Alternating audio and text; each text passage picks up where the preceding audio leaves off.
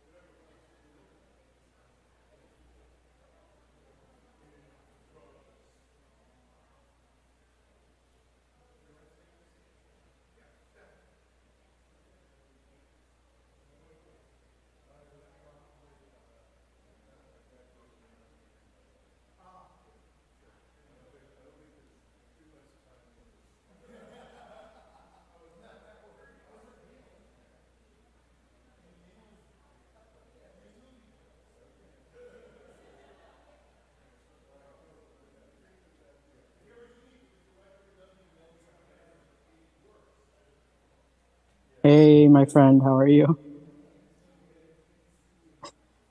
You too. Yeah. Sorry for invading your Zoom, Angel. I had a misunderstanding.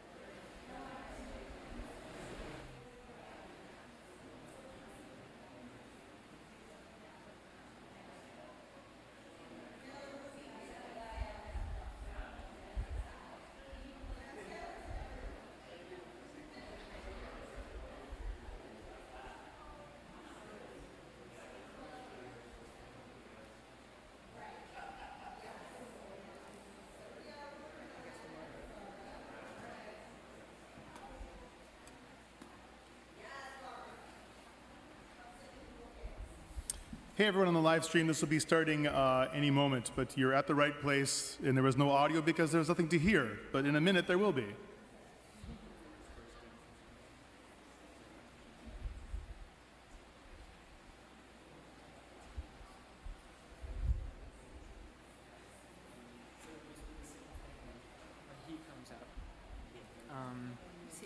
That just and to mute and so you go in here and pin and then mute our mic. Okay. Sound good? Great. Yes. Cool. Sounds good. All right. As soon as they say the live stream has started, I think we can get started. Yeah. Sure. Well, I'll switch it back over. Let me just look at this for a second.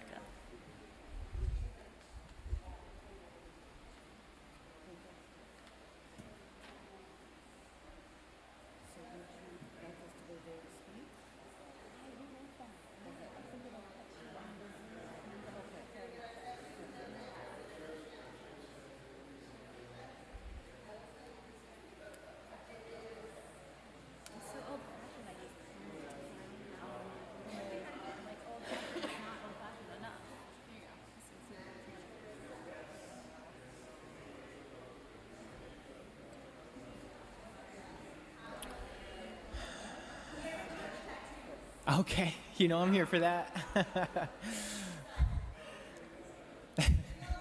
Whatever Katie decides goes.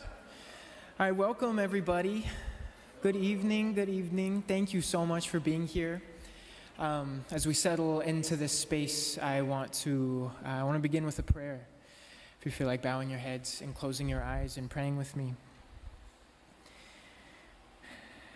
Dear God, we gather before you tonight as a convicted people, our hands holding eviscerated skin and flecks of bone. Ringing in our ears are the sounds of piercing screams of pain and grief. Shuffling through our minds are images of unspeakable horror, and our souls carry the weight of worlds destroyed in our name. So we live in deep awareness of your anger and your indignation. But you confront us with our sin not to kill us, but to call us to love, not as abstraction, not as platitude, but as a different kind of death. The death we find when we finally embrace the cross, which is to actually, materially embrace solidarity with the crucified. Help us to move closer to the cross tonight, oh God. Help us tonight as we speak with one another. Help us to be true. Help us to be real. And God, speak to us and show us how to interrupt the violences of genocide and of occupation. Help us to agitate and antagonize in ways that bring actual, real, and lasting peace through justice and a sober, unflinching, and uncompromising love. God, thank you for the resilience and courage of our Palestinian siblings. Thank you for their steadfastness, their resolve, their sumud. Help us to honor the creativity and beauty of their resistance and give us the courage to follow where they lead. We are sick to death of posturing, even as death continues to find our loved ones in Palestine. So show us the way that leads to love and liberation and help us to walk it. Help us to find one another and care for one another through this conversation tonight. Be with us as we share together. I pray this in Jesus' name. Amen. So welcome, everybody. It's so wonderful to see so many folks here. I just got back from Palestine last Friday, and we met with tons and tons of different Christian communities, and they all made the same claims of us, asking us to go back to our country, which is enabling their genocide and their occupation, and demand change, to actualize it, to utilize whatever leverage we have at our disposal to mitigate the violences that Israel is visiting upon our Palestinian siblings. So this is one option potentially tonight, one that we are going to weigh and think about together. And we have a bunch of amazing panelists tonight who are going to offer some thoughts and direct this conversation, and there will be time for question and answer. I want to introduce our moderator tonight. Sitting to my left, Reverend Megan Henry is the assistant minister at First Unitarian Brooklyn. In 2017, she traveled from Jordan to Jerusalem, Bethlehem, and Ramallah, where she witnessed the Israeli apartheid state in action. She has been raising money for humanitarian aid, as well as engaging in protest and acts of civil disobedience, including the bridges and tunnel action on January 8th, and at the Seder in the streets with Jewish Voice for Peace. Let's welcome our moderator tonight.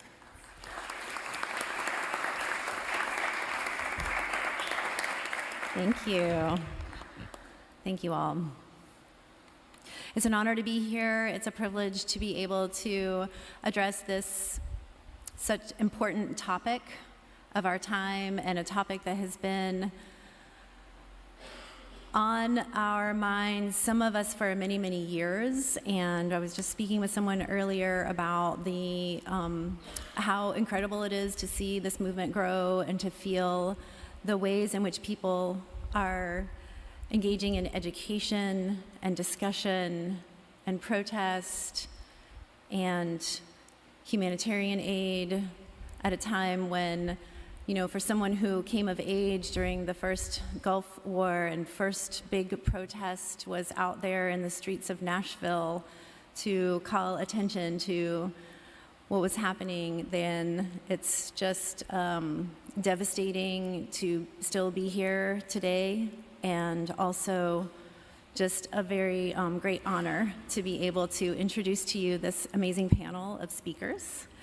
And we will hear from each speaker. I will introduce each one first, one at a time, and they will speak. And at the end, we'll have a moment to breathe and be together, and then we will move into the question and discussion time period, which I will moderate. And So thank you all for being here and coming out on a Thursday evening in this beautiful weather to collectively come together and work in any way we can for justice. So first, I would like to invite Riham Barghouti. Riham is a Palestinian-American activist who lived in the occupied Palestinian territory for 10 years. She currently resides in New York City, where she works as a teacher. Riham is a founding member of Adala NY, Campaign for the Boycott of Israel, and PACBI, PACBI, the Palestinian Campaign for the Academic and Cultural Boycott of Israel. Please welcome Riham Barghouti.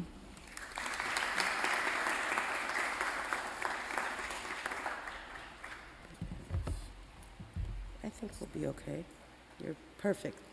Thank you so much. Thank you. Palestinians have long known that the only way to establish and maintain a Jewish ethno-state in historical Palestine was and continues to be to ethnically cleanse the Palestinian indigenous population from our homeland. The ongoing annihilation of the Palestinian people started before 1948 in what is known as al-Nakba, or catastrophe. Over 750,000 Palestinians were killed, forced into exile, and made into refugees or internally displaced people. Over 500 Palestinian villages were wiped out of existence. This was and continues to be the only way to create and maintain a state for Jews only in a land which had for many centuries held Jews, Muslims, and Christians, as well as others. There is no Palestinian who has not been impacted by the Israeli colonial settler state violence. For 76 years, Palestinians have been killed and injured, imprisoned, tortured, exiled, had their residencies revoked, had their homes demolished, their lands confiscated, their water resources stolen, their trees uprooted, stopped from crossing military checkpoints to get to school or to work or to medical services or to visit a loved one. Strip searched and humiliated upon entering or exiting the Israeli-controlled borders of their country.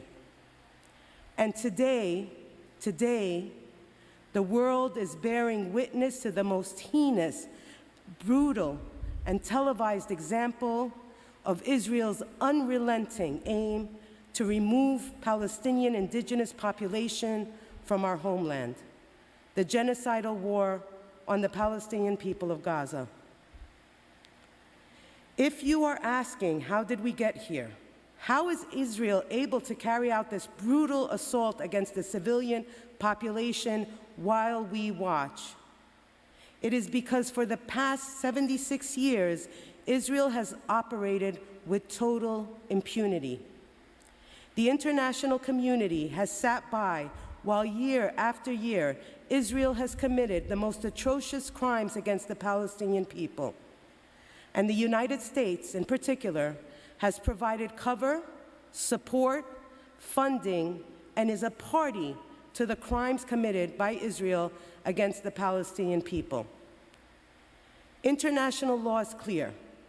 With the ICJ, the International Court of Justice, ruling that what Israel is committing a plausible genocide, states that continue to enable the genocide through military, political, or other support are in effect complicit in the genocide taking place. The UN Human Rights Commissions, dozens of human rights experts have called on all states to prevent genocide and end complicity by imposing an arms embargo on Israel. The US government has tripped over itself, trampled US laws and the Constitution, eviscerated international law, all to prove its unwavering support of Israel's genocidal war on Gaza. And by disregarding the calls from the international community, our government has made each of us, regardless of our own personal opposition, complicit in the genocide that Israel is committing. So how do we offset the harm that our government is causing? How do we begin to end our complicity with these atrocities being committed by Israel against the Palestinian people?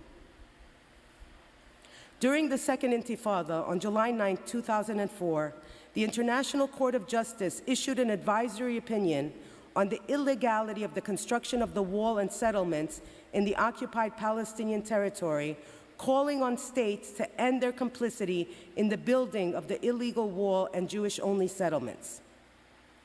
With the flagrant disregard of the international community and its failure to heed the call of the ICJ, on the one-year anniversary of the ruling, 171 Palestinian civil society organizations, including the Council on National and Islamic Forces, which is the coordinating body for all major political parties in the occupied Palestinian territory, as well as unions, non-governmental organizations, which represented the political, social, economic, and geographic spectrum of the Palestinians, meaning those living under occupation, those living inside Israel, and refugees in Palestine and the surrounding Arab countries, signed on to the Palestinian call for boycott, divestment, and sanctions. It states, quote, "Inspired by the struggle of South Africans against apartheid, and in the spirit of international solidarity, moral consistency, and resistance to injustice and oppression, we, representatives of Palestinian civil society, call upon international civil society organizations and people of conscience all over the world to impose broad boycotts and implement divestment initiatives against Israel, similar to those applied to South Africa in the apartheid era. We appeal to you to pressure to your respective states to impose embargoes and sanctions against Israel. And we also invite conscientious Israelis to support this call for the sake of justice and genuine peace. These nonviolent punitive measures should be maintained until Israel meets its obligation to recognize the Palestinian people's inalienable right to self-determination and fully complies with the precepts of international law by first ending its occupation and colonization of all Arab lands and dismantling the wall, recognizing the fundamental rights of Arab Palestinian citizens of Israel to full equality, and respecting, protecting, and promoting the rights of Palestinian refugees to return to their homes and properties as stipulated in the UN. End quote. The Palestinian BDS movement, building on a long history of the use of boycott in the Palestinian struggle, modeled itself on the historic and successful struggle of the anti-apartheid movement in South Africa.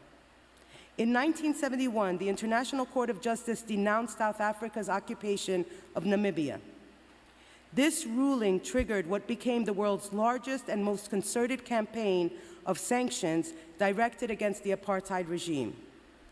In the 1980s, after widespread divestment and boycott campaigns, many countries began to place pressure to end the apartheid regime in South Africa through an arms and trade embargo. Although the US and the UK were among the last to impose sanctions, often referring to the ANC as a terrorist organization, a number of countries provided both moral and financial aid to the ANC. And in 1991, 20 years after that ICJ ruling, the apartheid laws in South Africa were finally repealed. The BDS movement is led and supported by the BDS National Committee, the BNC, which provides guidelines and support to partners around the world carrying out BDS initiatives. BDS is a tool developed by Palestinians for the international community to be used by people of conscience around the world wishing to stand in solidarity with the Palestinian struggle for liberation. It is a nonviolent movement. It opposes all forms of racism and racial discrimination, including Islamophobia, anti-Semitism, anti-Black racism, anti-Arab racism, sexism, xenophobia, and homophobia. It is based on obtaining the rights enshrined to the Palestinian people within international law, and it is seen as the bare minimum needed to bring about a just and lasting peace for Palestine. BDS campaigns must be flexible, creative, and context-based. While the BNC provides general guidelines about BDS campaigns, as well as classifications of different types of campaigns and recommendations for global targets, as well as toolkits and information, BDS is meant to be context-specific, so groups can identify targets that make sense within their own locations and based on their specific goals and abilities.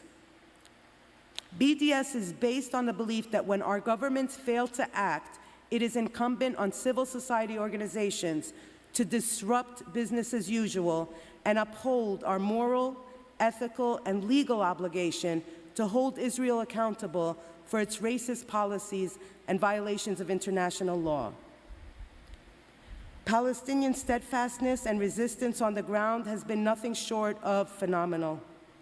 Palestinians reporting on the Israeli attacks and the impact on Palestinians on the ground.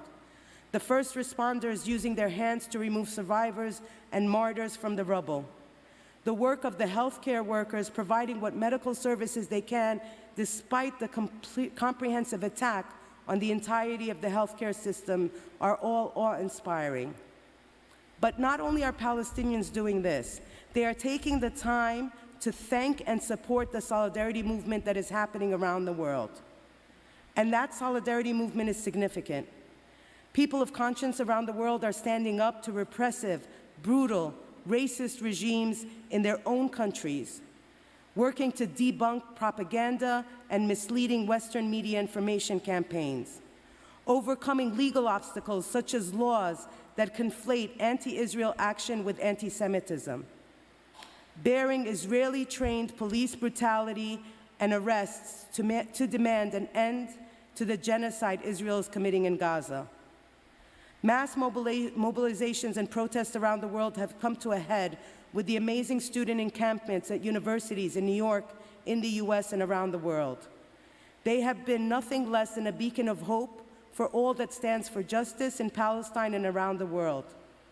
Not just for their steadfastness and willingness to risk everything, their education, their careers, their futures, but moreover for the clarity of purpose and mission and the underlying understanding of the critical moment we are living in. BDS has become a powerful tool for international solidarity with the Palestinian struggle, amplifying the actions that people around the world have undertaken to end the war on Gaza. BDS campaigns are being conducted around the world, from Africa to Europe, North and South America, Australia, and Asia. BDS initiatives have been launched by unions, faith-based organizations, academic institutions, civil society organizations in the economic, academic, cultural, and athletic realms. Increasingly, governments around the world have adopted some form of sanctions against Israel in light of its genocidal war on Gaza and the rulings of the International Court of Justice. I do believe that as horrific as the current situation is, it would have been even worse if not for the work that Palestinians and those working in solidarity with Palestine have been doing for decades. But we must now redouble these efforts because Palestine and the Palestinians can't wait any longer. Ultimately, people who are oppressed never stop struggling for freedom. With quite limited resources, and despite all attempts by Western colonial powers to stop us, Palestinians have demonstrated our unwavering resolve to remove the brutal, genocidal, settler colonial regime that has oppressed us for decades. All we ask of the world is to stop enabling our oppressors. Ending complicity is not a charitable act. It is an ethical and legal obligation for all of us. Thank you.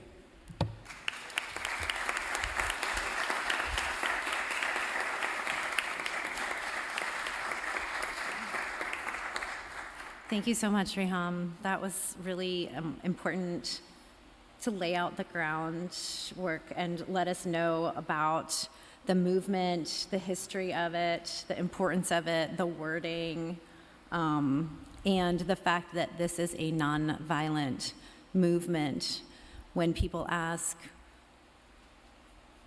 why can't the Palestinians just be nonviolent? Well, they have been for generations, over and over again. So thank you so much for sharing that. And I would like to now introduce our next speaker. Raphael Issa is an organizer with the Palestinian Youth Movement and formerly with National Students for Justice in Palestine. He is deeply committed to dismantling Christian Zionism in the West and recognizes that believers in particular are called to transform the world around them in pursuit of not only peace, but of a just peace.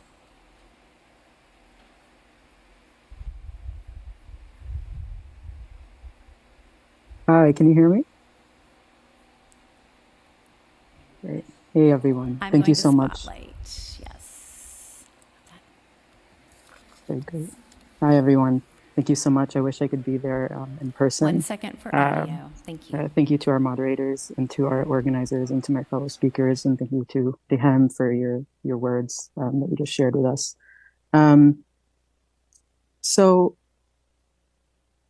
I guess I just want to start with a brief description of the BDS movement. Some of it is going to be restating what Dehem shared with us, but the BDS movement, it draws from a rich history of nonviolent protests, inspired in large part by the anti-apartheid movement of South Africa. It was the combination of global economic pressure and internal resistance that helped spur the collapse of the apartheid regime. It also has roots in the Great Arab Revolt, which was a period of Palestinian uprising against the Zionist colonization of their homeland. This began in 1936, and it was marked by a general strike by the Arab Higher Committee, which was a set of leaders from across Palestine. And this period was the prelude to the Nakba, which Rehan mentioned, during which Zionist forces expelled 750,000 Palestinians and destroyed over 500 villages.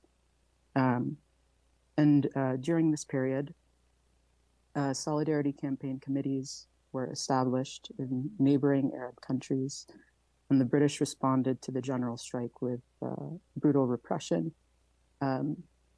And so BDS takes from this history of economic pressure. Ultimately, the purpose is to make Zionism, to make racism, which we understand it to be, materially disadvantageous, right? So something that we in the Palestinian Youth Movement have been saying, and as Rihan also said, is that there can be no business as usual while a genocide is underway. And so BDS is looking to hurt the bottom line of the powers and principalities of this world. And so, we believe that you cannot serve two masters. You cannot serve gold while purporting to embrace anti-racist values. And so PYM, we are specifically interested in uplifting the role of young Palestinians and Arabs in diaspora, and embracing their charge as part of the Palestinian liberation struggle. And that brings me to I want to share a little bit about the role of congregations and churches in this struggle, which is a fundamental one. I was an intern with Friends of Sabeel North America, or FOSNA, some of you might know it, which is the sister organization of Sabeel, a Palestinian Christian ecumenical organization that's based in Jerusalem. They are dedicated to both the material and spiritual liberation of their people. Speaking for myself, I have long struggled with my own place in my faith and in the church as I've continued to bear witness to the utter silence from clergy leaders and laity alike, in the West in particular. And the reality is that our churches are not in community with our siblings in Christ in Palestine. And this is not to say that they, the churches, should limit themselves to solidarity with their fellow believers and ignore Palestinian Muslims, non-believers, etc. But the reality is that true community and conversation with the Christians of Palestine is part of our charge, as St. Paul tells us, to care for every part of the body, so that the body may move as a whole. I always recommend to congregations and other Christians the film. It's entitled "The Stones Cry Out," which is an excellent introduction to the Palestinian Christian struggle. And broadly speaking, I encourage churches and congregations to take up divestment campaigns, withdrawing support for companies like HP. There were many successes and instances of divestment campaigns across the country for many years in the 2010s. And I also sort of want to offer a little bit of an analysis of sort of like, there are different sectors that can engage in divestment. And something that we've seen for a long time, and as everyone has been watching on the news, is the mobilization of the student solidarity movement. And part of the issue with divestment campaigns on campuses is that students have limited power, little to no power, that is. And so what we have seen for many years is students and the student senates, student governments would launch divestment initiatives in the form of resolutions and referenda calling for divestment from Israel.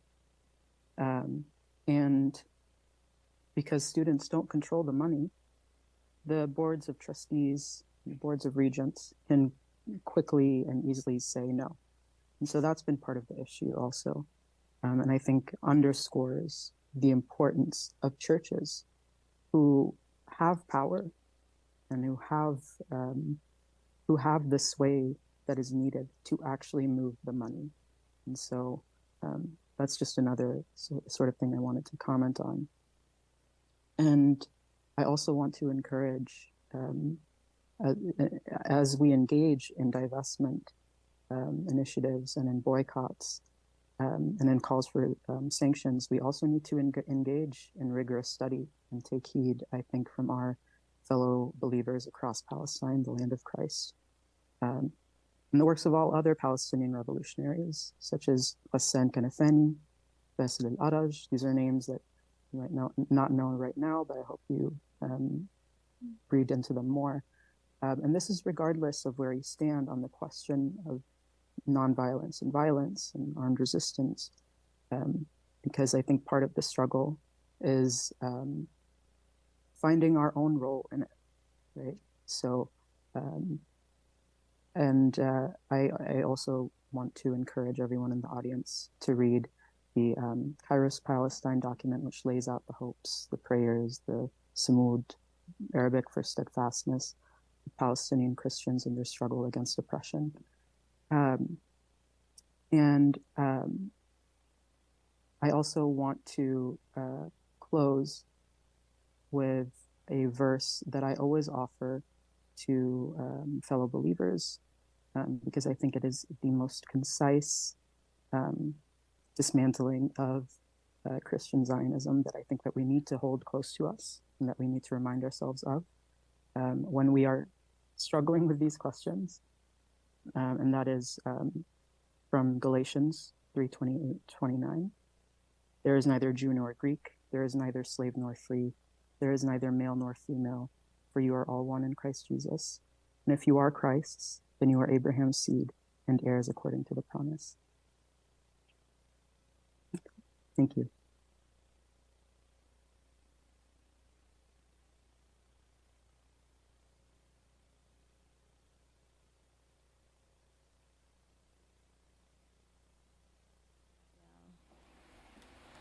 We're going to have our next Zoom guest in just a moment, Angel Nalubega, and you can't hear me? Yeah, because I'm muted. There we go.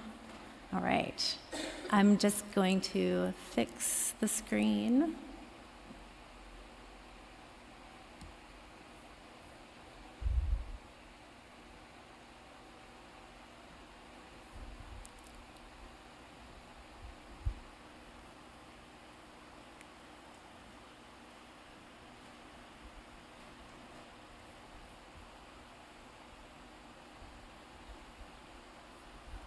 It's been a little while since I've done Zoom. Sorry. Hi, Angel. I'm going to introduce Angel.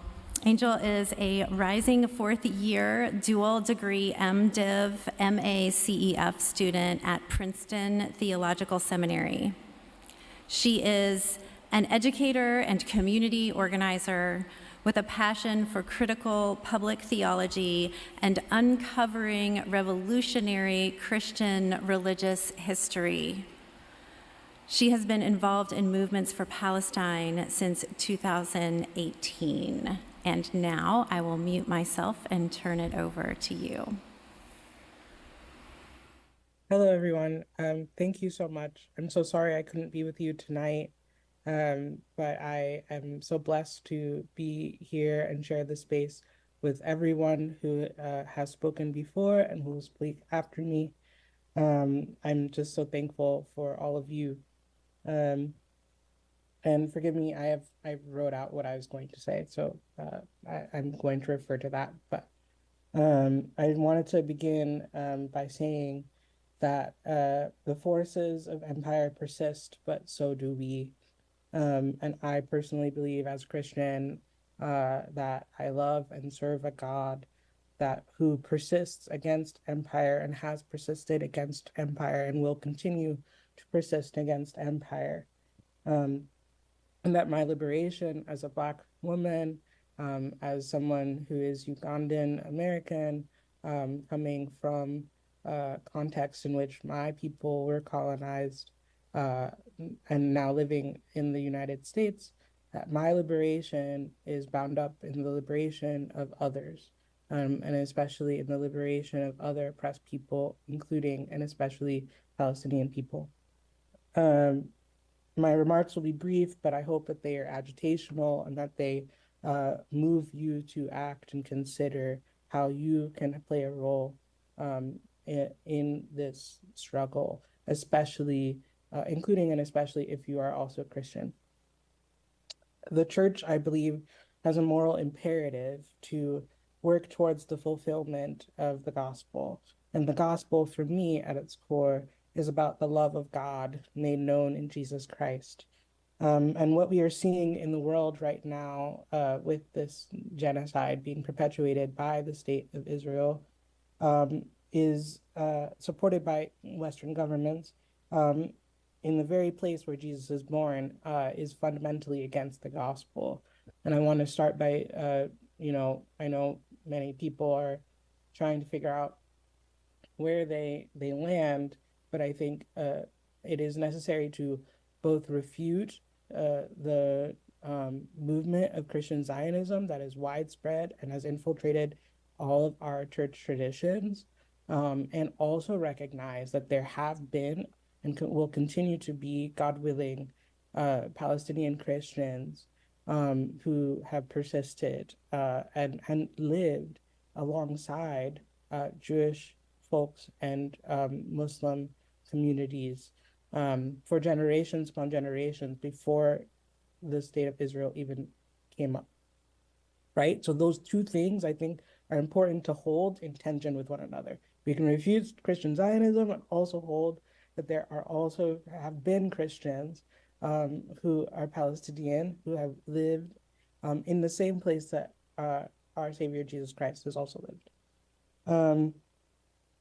Through the last 7 months of this genocide, I have heard from Palestinian Christians who have begged Western churches to put our money and our witness where our mouth is.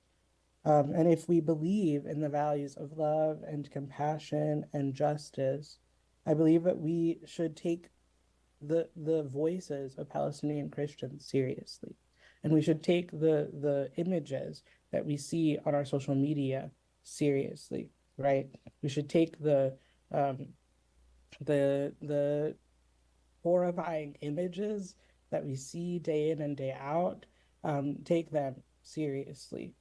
In my own Episcopal tradition, while the national church, through our presiding bishop, Michael Curry, has called for a ceasefire, I personally believe that for us, and for especially Protestant traditions across this country, Christians must do more than just calling for a ceasefire. I believe that calling for a ceasefire is, in my opinion, is the bare minimum that we should be doing. And what I've seen the last few months has been just a lack of courage and of theological imagination on the part of Christians across this country.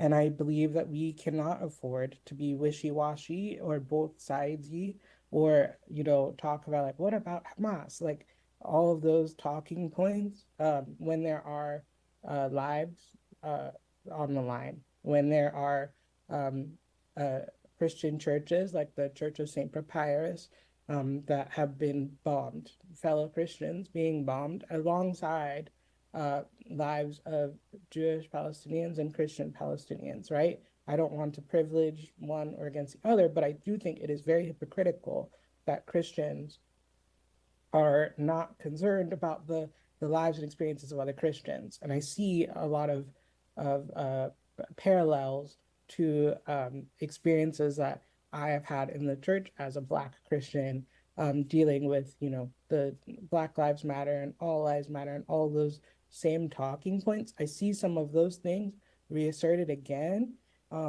being used against my Palestinian siblings in Gaza, and questioning their resistance, and questioning, whether they are victims or terrorists. Like all of those talking points, I think those are things we should, as Christians, be concerned about. I believe that we should both address our own individual biases, but also move towards a systematic approach. Like, what are our congregations doing? How are we preaching about Palestine? How are we praying for Palestine? How are our liturgies and our prayers concerned with oppressed people, not just in Palestine, but across this globe? But especially given this genocide, what do we need to change? And our words are not enough. Merely calling for a ceasefire is not enough. That is the bare minimum that we should be doing. As others have said earlier, taking part in the BDS movement is one way that we can plug in, really assessing like how we as individuals put our money, but also as churches where we put our funds. And I think education is a major piece to this that is sorely lacking in many of our institutions. Educating our congregations about the inequities that are inherent to the settler colonial state of Israel is deeply important, because the amount of Christians that I've talked to who don't actually understand, and they have never once questioned, the reasoning behind the creation of the state of Israel. They've never once questioned, the apartheid conditions that people are living under. There's a lot of education that people can do. You have adult forums and other opportunities to inject education into your programming as churches. And there are many churches for which, I remember in 2020 when people were talking about like, we need to have like a book session. We need to, things like that. You can still do those things and bring Palestine into it. And it is not divisive to talk about genocide. It should be concerning if you are not talking about genocide, I believe. I think we need to be using our resources creatively to support the people of Palestine. There are many, I'm especially talking about mainline congregations, mainline white congregations. There are congregations like or denominations that have a lot of funds and resources. And we should really be thinking, how are we supporting the people of Gaza? How are we, putting money and funds towards the organizations that are providing aid to Palestinians that are trying to survive and persist throughout this genocide. I think, as people have said before, BDS is one way to apply pressure to Israel in order for them to comply with international law. Although we have seen time and time again that Israel chooses not to do that. And many people, including myself, subscribe to these boycotts as individual efforts. But I think we should all really consider, what would it mean for our churches to really meaningfully take part in this? What would it mean for our churches to, be boldly political and not in a white liberal, like, let's just do a voter registration thing, but to actually put our money where our mouth is and to talk about issues that are divisive. When 2020 again was happening, there are many churches who had never talked about race before were like, let's talk about police brutality. Well, let's talk about genocide, right? Let's like have that conversation. And I think it would be, pardon my language, a hell of a lot more than what many of our churches are doing now, both nationally and internationally. The past few months, I was involved alongside many other undergrad and grad student organizers at the Princeton University encampment. And I want to talk a little bit about my experience as a Christian in that space. There were many Jewish students that were participating in that encampment. There were many, many Muslim students who really showed up and were leaders in that encampment. But the Christian witness was lacking. Other than seminarians, we were really like there were almost no other Christians who, not just students, I'm talking about like wider Christians from the wider community who are coming. There were some Christians who were involved with the Princeton Presbyterian student ministry. Some of the leaders in that were very helpful. And there were some individual Presbyterian clergy who helped out, but I did not see any other Christian presence there. And it was really disheartening. And I felt really lost. I felt like there were, seminarians who were leading services, helping with interfaith services, showing up, protecting. One of the most humbling and spiritually powerful moments was holding a line surrounding during Salat when Muslim students were praying, and holding a line alongside another Jewish student and then me, right? Surrounding Muslim students in prayer. And then I saw a clergy person who was dressed in their clericals walk past me. And I was like, what are you doing? You should be over here, right? And just thinking about like there's so much more that Christians should be doing. And we have the ability to organize ourselves. And we have shown that in many, many instances. And yet when it comes to Palestine, like it has happened before in other instances with Black Lives Matter, with the experiences of Latin American people at the border, right? Christians don't show up like consistently. And what I'm seeing is that Christians, we need to show up more consistently. We need to be showing explicit solidarity. I feel as if when it comes to Christians, often we are, maybe not we, I'm not putting myself in that, but I think Christians as a whole often are afraid to show up and be there. There's a kind of complex around being seen as partisan, right?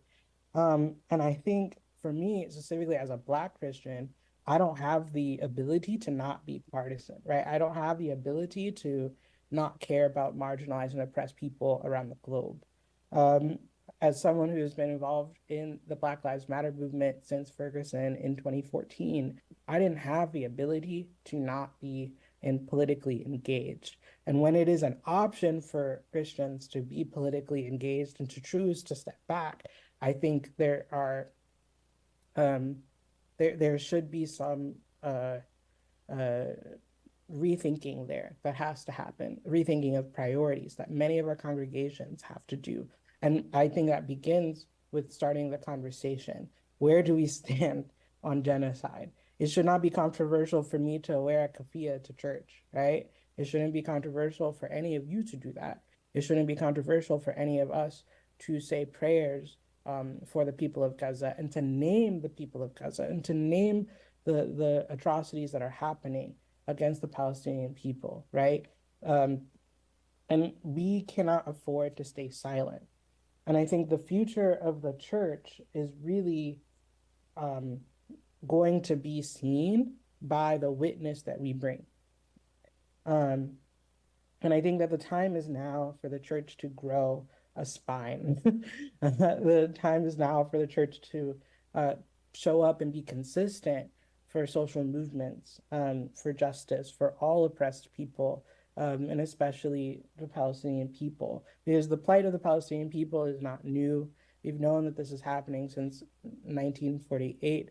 And I see this as in line with other revolutionary and anti-colonial struggles around the world, right? And so my line is like, if you are against racism, you should be against Zionism. And as a Christian, you should be against racism. And if you're not, then you should really evaluate how you understand the gospel. And I believe in the same way that Ida B. Wells and Howard Thurman and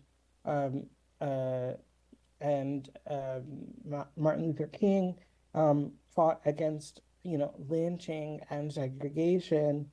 We have a duty here and now to stand up for the rights of the Palestinian people, to stand up against genocide, and across like faiths, to stand up for the Palestinian people who are being systematically eradicated by a government that does not want them to survive. And I think that, like, for Christians, we can't afford to be selective about the issues that we care about, especially right now during Pride Month. I'm thinking about this too.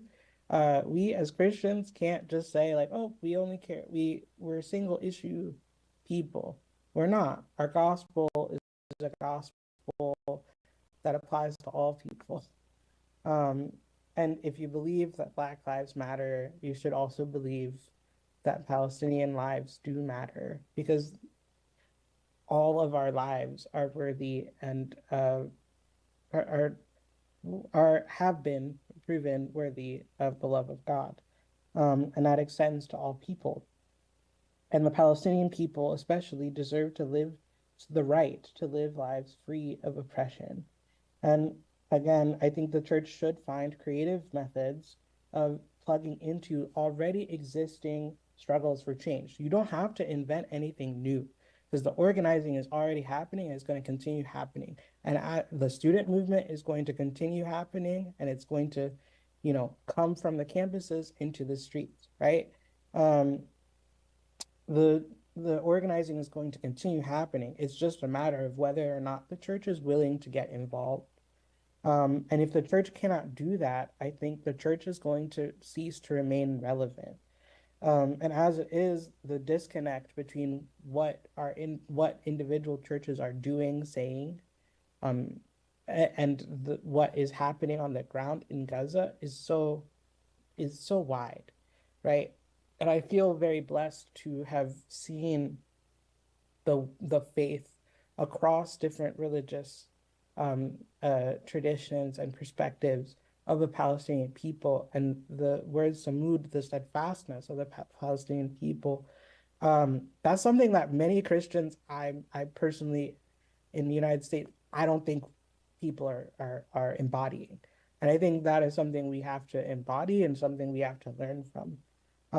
Because if there is a future for the church, it must be one where we are unafraid of living out the gospel, of loving our neighbor as ourselves, where we are boldly professing a gospel grounded in love, and the pursuit of just and equitable peace for all oppressed people, especially the Palestinian people.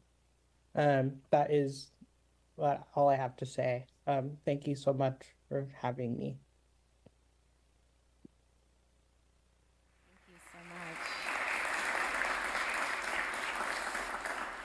Thank you so much. You said so many things that I was like, yes, I want to comment on that, but I can't right now. But so thank you for taking us to church, and thank you for those incredible agitational remarks that we needed to hear. Let's not forget also the Christian Zionists, who are certainly not worried about appearing partisan, right? All right, so let me introduce our next speakers. And oh yes, you all are welcome to come back up. We all moved off of the seats so that we could hear and see you, and now we're gonna come back up.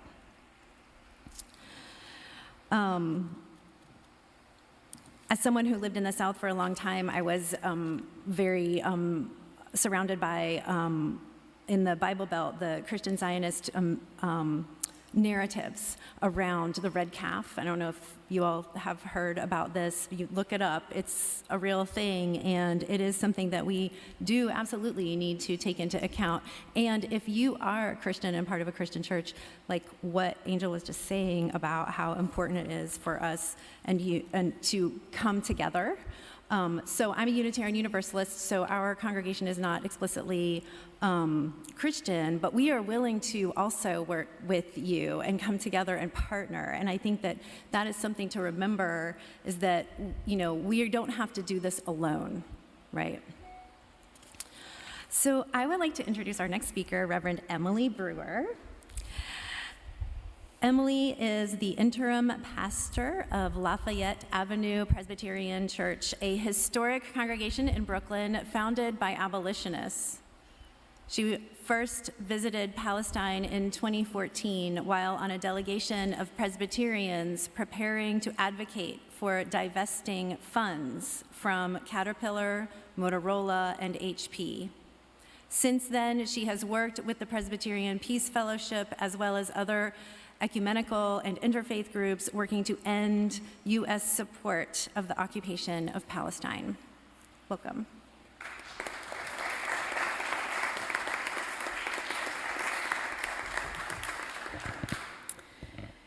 Thanks, y'all. It's such a gift to get to hear from all of these folks. So I just wanted to invite people to take a deep breath. We've heard and received so much wisdom already.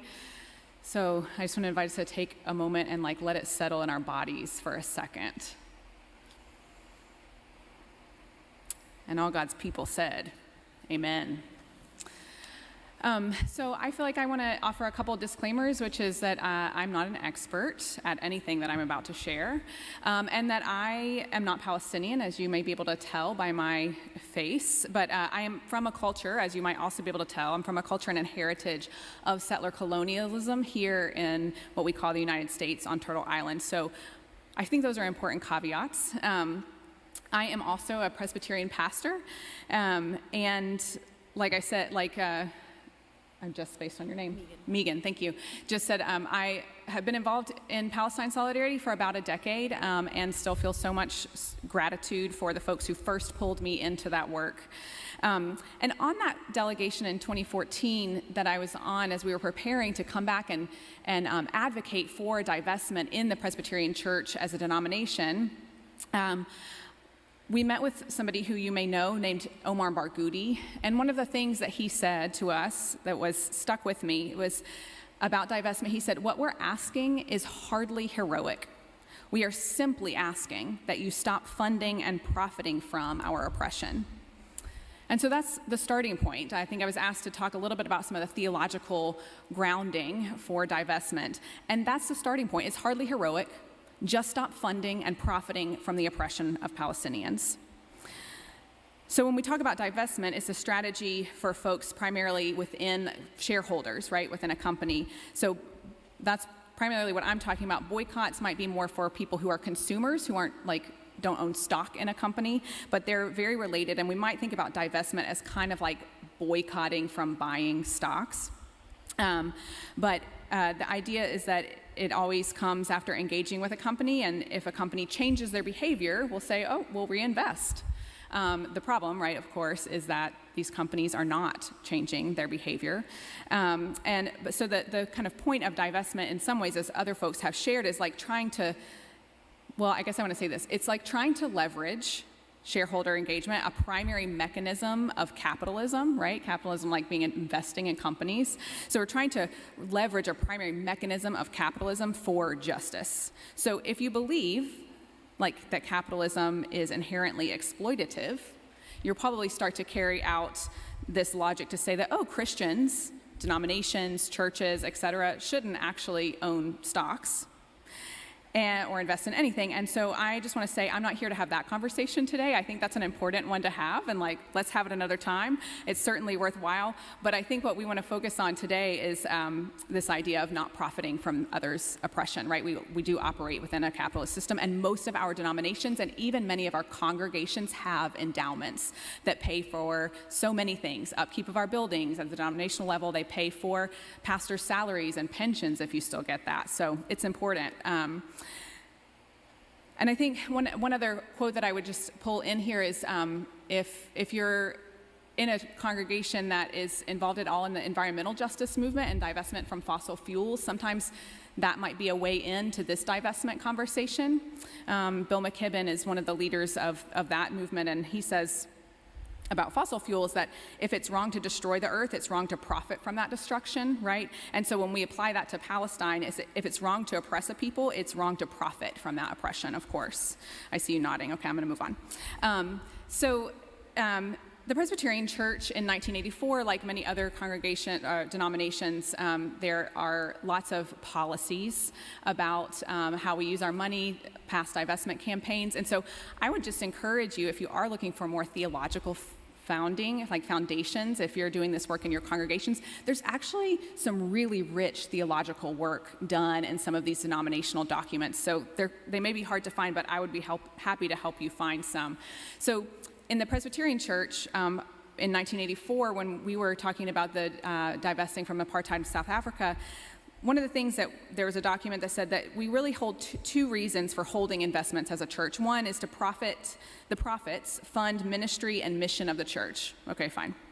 And the other one is that investment holdings represent power and influence for pursuing mission objectives of the church directly. So essentially that's saying that we can hold shares so that we can leverage that power as shareholders to try and make companies change when they are doing stuff that does not align with our Christian values. So divestment is not only about the money, it's also about the public statement and the power that we hold when we hold stock in companies. So it's a way to leverage our collective power.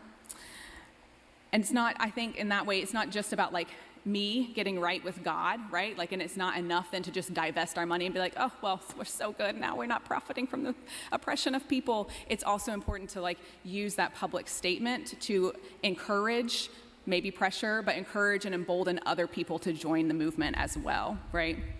So I think when I can't talk about theological groundings as a pastor without talking about the Bible. So I just want to say really simply, as I know many of you know, the Bible talks a lot about money, right? And so I want to say too, of course, Jesus cares what we do with our money, right? We see this particularly, I'm going to read very briefly a familiar story from the Gospel of Mark from chapter 10. So as Jesus was setting out on a journey, a man ran up and knelt before him and asked, "Good teacher, what must I do to inherit eternal life?" Do y'all remember this one?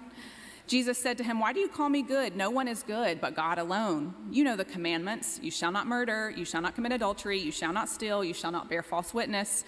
You shall not defraud. Honor your father and mother." And the man said to Jesus, "Teacher, I have kept all of these from my youth."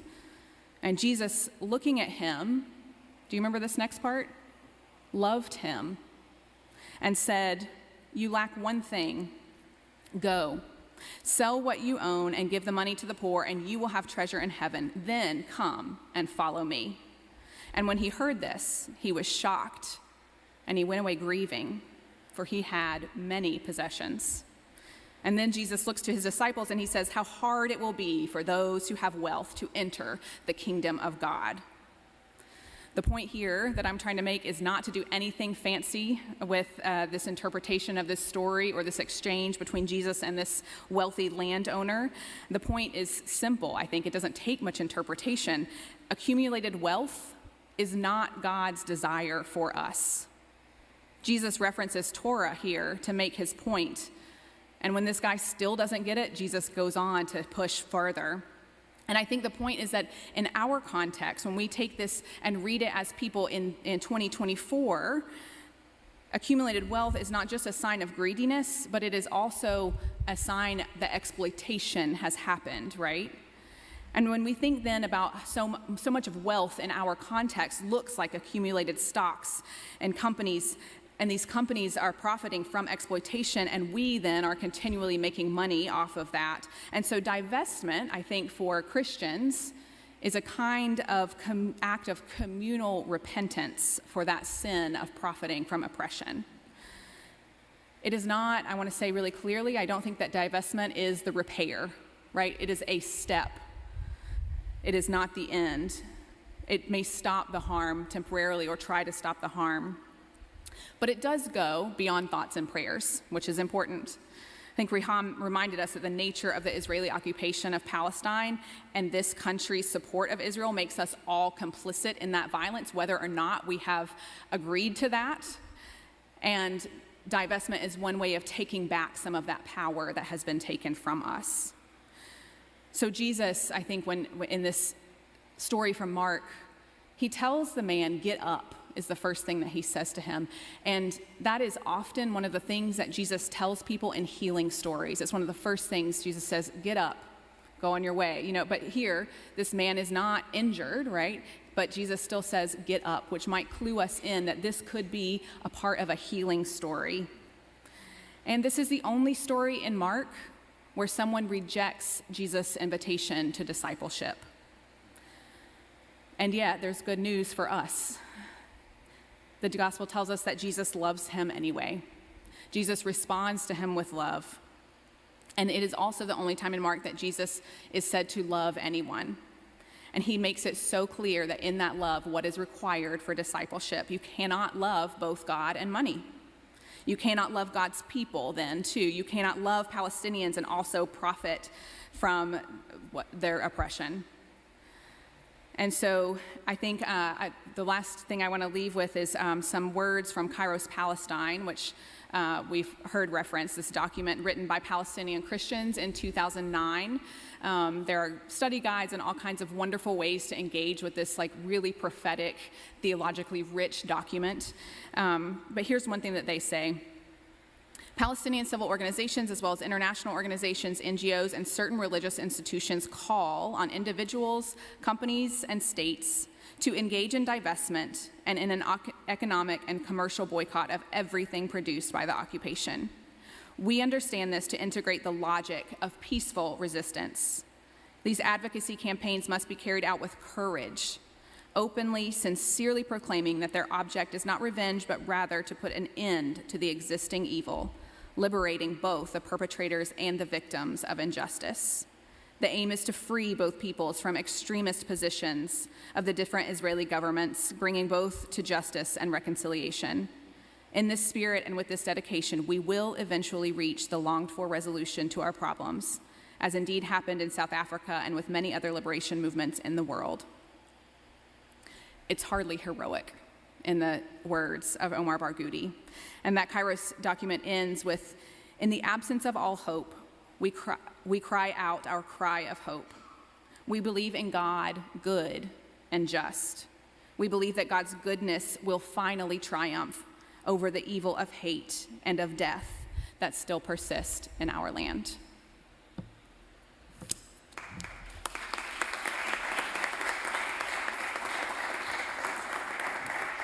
Thank you so much, Reverend Emily.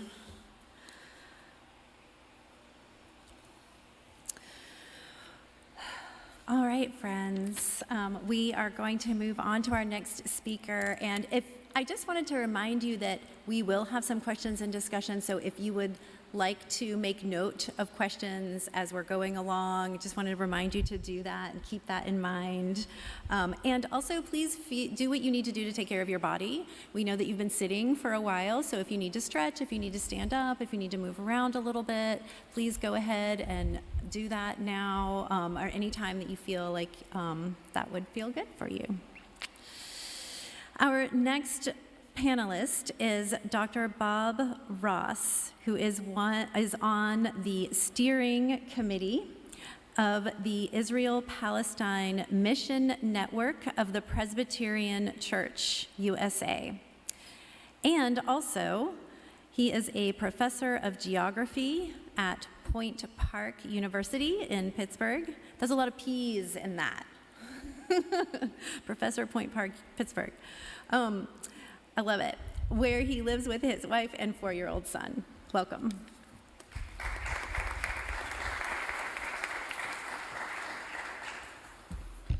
Thank you so much for that introduction, and thank you so much, Conor, for organizing all of this. And I'm sure there are other people involved organizing, so thank you as well. And also just thank you to the other panelists. I feel so honored and humbled to be on this panel, so thank you. I want to talk today about the institution, the Presbyterian Church USA, and actions that the church has taken in relationship to boycotts, divestment, and sanctions, mostly boycotts and divestment. And I'm going to give you basically 2 lists. And I'll try to provide some context and explanation for them. And these are 2 lists really of victories, of boycott and divestment victories. And I present them today not to pat ourselves. I'm a Presbyterian, maybe some of you are as well. I don't present these to pat ourselves on the back, but really as part of a process of normalizing boycott and divestment within the church. And normalizing it, its past, its present, and its future. And I have a lot of text up here, and you can't see my slides. How can we? All right, now you can. Let me just get, oh, that's good enough. Maybe, here we go. Aha. All right, and when I put this together, I was expecting a smaller room and you all to be closer. So I have a lot of text here. I'll try not to have anything on the screen that I don't say out loud or describe. And if anyone would like this slide presentation, I sent the link to Conor and they can share it with you all.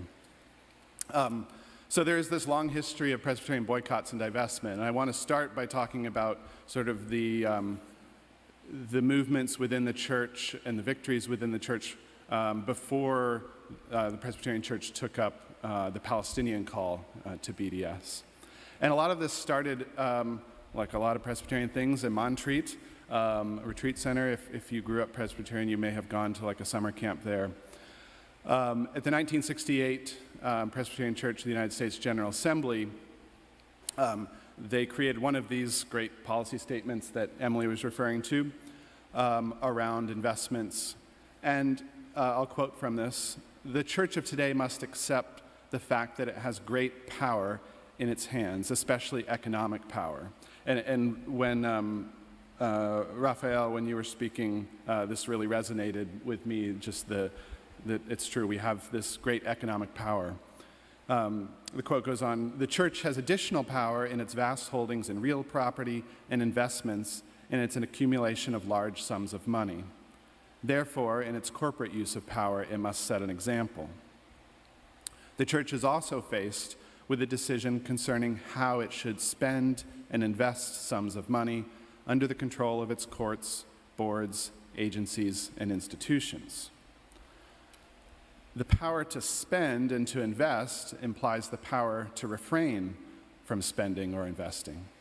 The church has not only the right, but the responsibility to be selective in the use of its funds. And so hopefully this resonates, as it did with me, with what Emily was saying as well. And I think that point about economic power really can't be overemphasized. The Presbyterian Church USA alone has something like $12 billion in investments right now. And as I think it was Raphael was saying, unlike universities, those of us who are ordinary parishioners or pastors, we have a lot of power over those investments. The Presbyterian Church managed its money relatively democratically. It's the people of the church who decide when to divest and when to, not so much when to reinvest, that's a different story, but when to divest. This is not a choice made by some Presbyterian moderator, it's the people. And so I think that power really should be something we remember and use. So now I'm going to start to just list some things. I'll do this relatively quickly, at least on this side of things. In 1974, the Presbyterians divested from Duke Power, which is now called Duke Energy, for their profiting from labor exploitation and unsafe mining conditions. You may have seen this movie, Harlan County, USA, which is a great documentary about that labor struggle that the church got involved in. 1976, the church called for a boycott of J.P. Stevens products, a textile manufacturer in the American South that was subject to really good and strong organizing among its workers. And until the workers won fair contracts, the church joined this larger national boycott movement. In 1977, the church joined the international movement to boycott Nestle. As some of you might know, Nestle was marketing infant formula to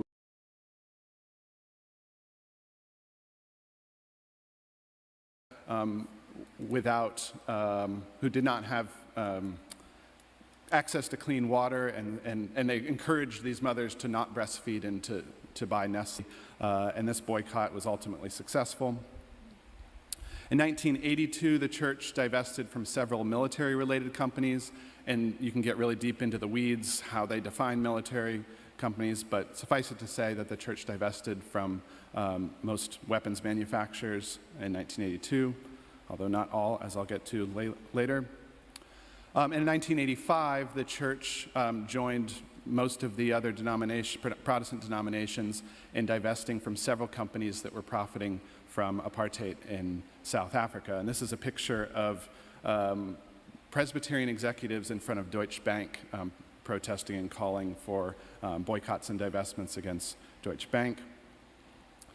1990, the church divested from all tobacco companies.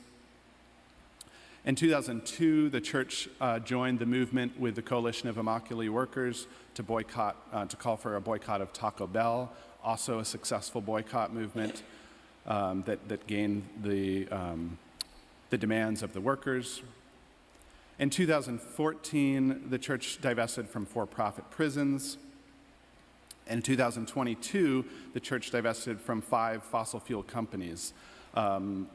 Many of us were calling for the church to divest from all fossil fuel companies. As major institutions often do, they compromised and divested from the 5 largest, which I still think is a victory.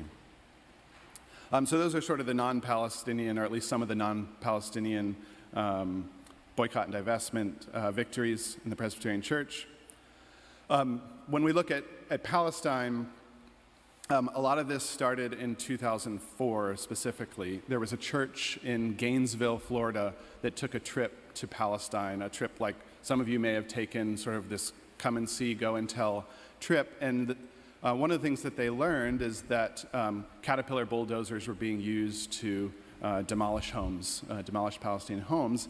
And they also learned that the Presbyterian Church was invested in Caterpillar, among other companies that were profiting from the occupation.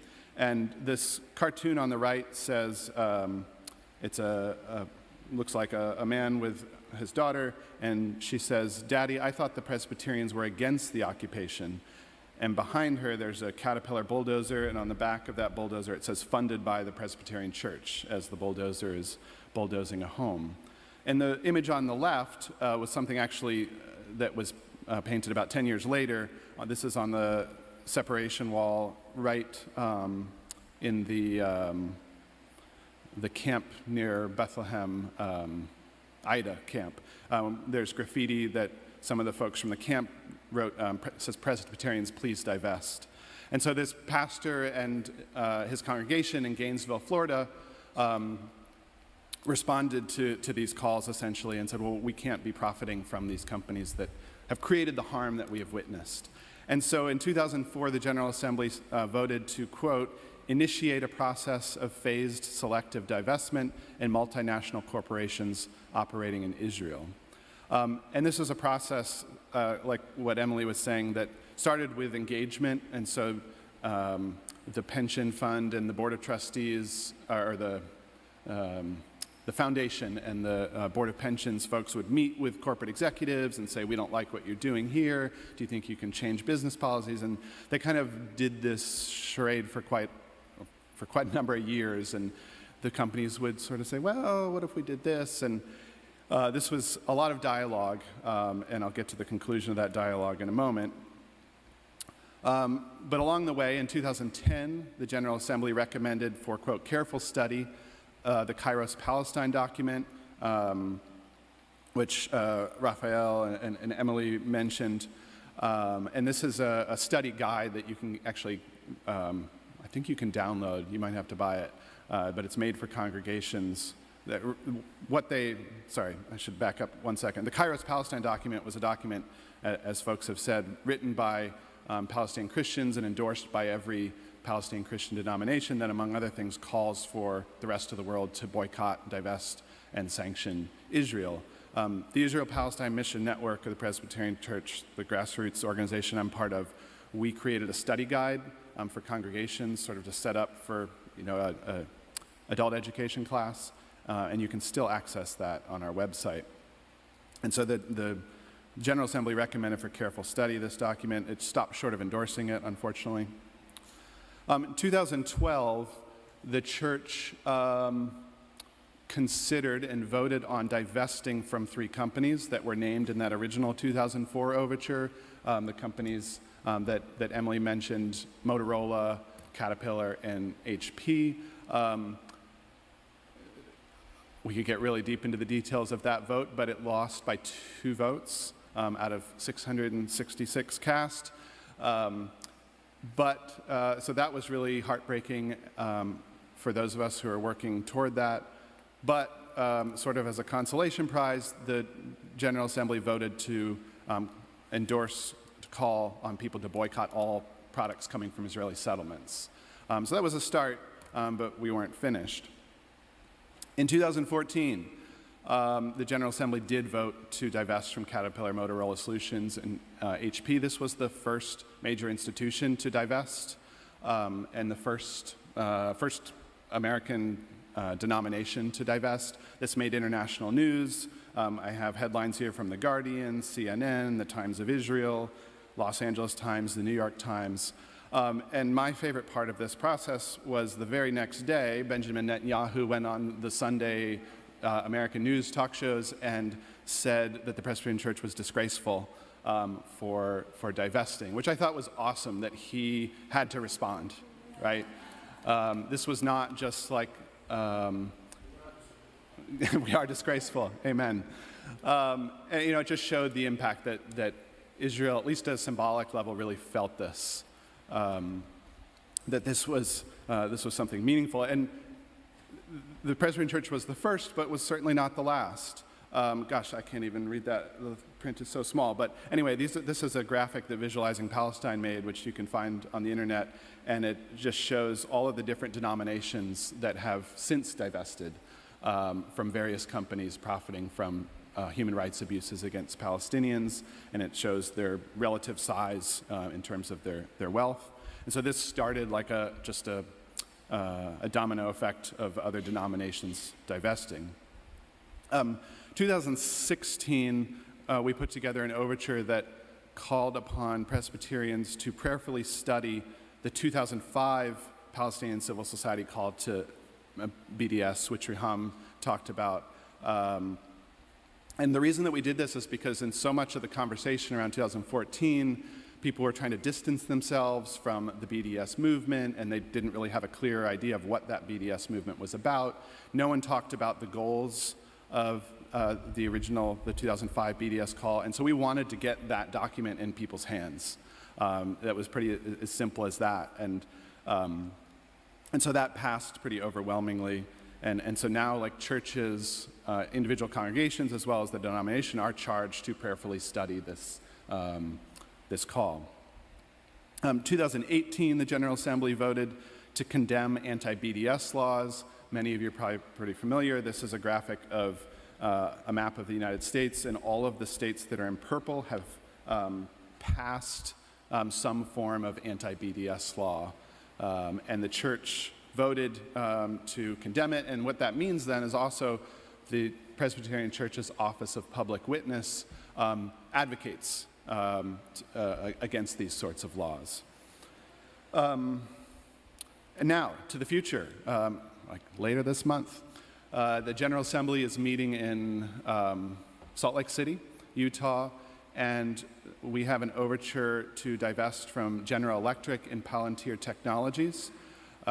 These are, as far as I know, these are the two remaining companies in the Presbyterian Church's portfolio that have been named by the American Friends Service Committee's divestment list. If you do a Google search on AFSC Investigate, they have this wonderful resource, this database, and you can see which companies are complicit in various human rights abuses.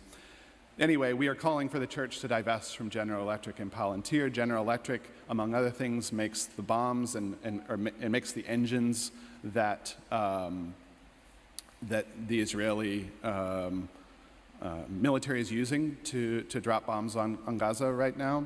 Palantir Technologies, among other things, provides artificial intelligence that the Israeli military is using to carry out its genocide.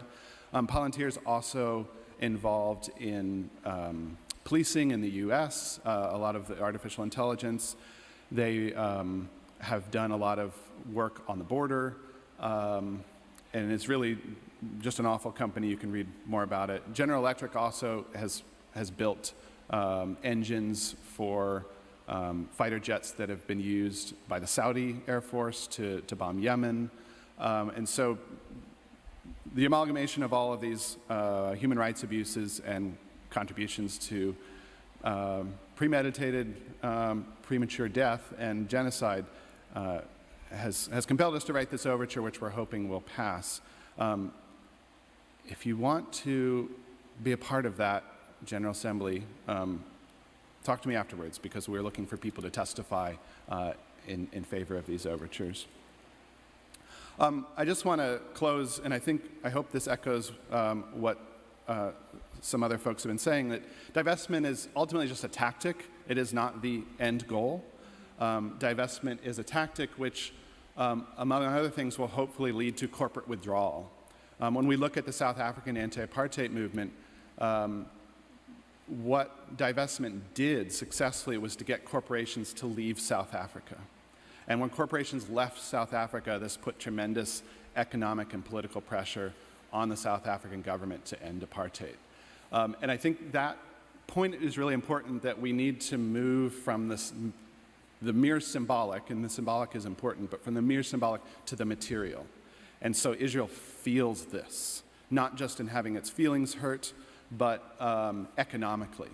At a certain point in the anti-apartheid movement, the South African government was basically brought to its knees. It could not survive any longer without all of this foreign investment. And I think I appreciate, Emily, you bringing this sort of complicity with capitalism into this. That's a different conversation. And I'm hearing like South African voices in my head saying like, well, we didn't end economic apartheid. Anyway, apartheid was ended and successfully through these campaigns, among other things, particularly people struggling on the ground. And that economic and political pressure on Israel then really needs to lead to these three goals that Riham talked about earlier: ending the occupation, ending apartheid within Israel, in other words, equal rights for Palestinians who live within 48 Israel, and the right of return for Palestinian refugees. And until that happens, we need to keep putting on this pressure. And perhaps we'll move to another tactic, and I think most of us are using other tactics as well. Divestment is one among many. So thank you very much.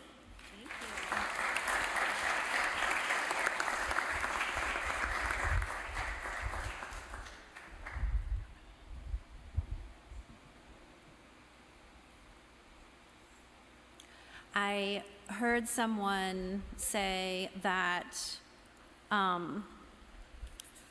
in regards to this, something you said made me think of it. If divestment is a political act, why isn't investment a political act? So kind of, flipping it around and thinking about it in those terms, I think is really helpful. Thank you so much for all of that. Our next and final speaker is Peter Tanaka.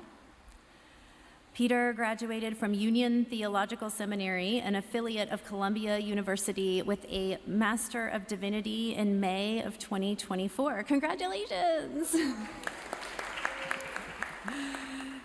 During his time at Union, he served as co-chair of the student government for the 2022-23 and 2023-24 academic years.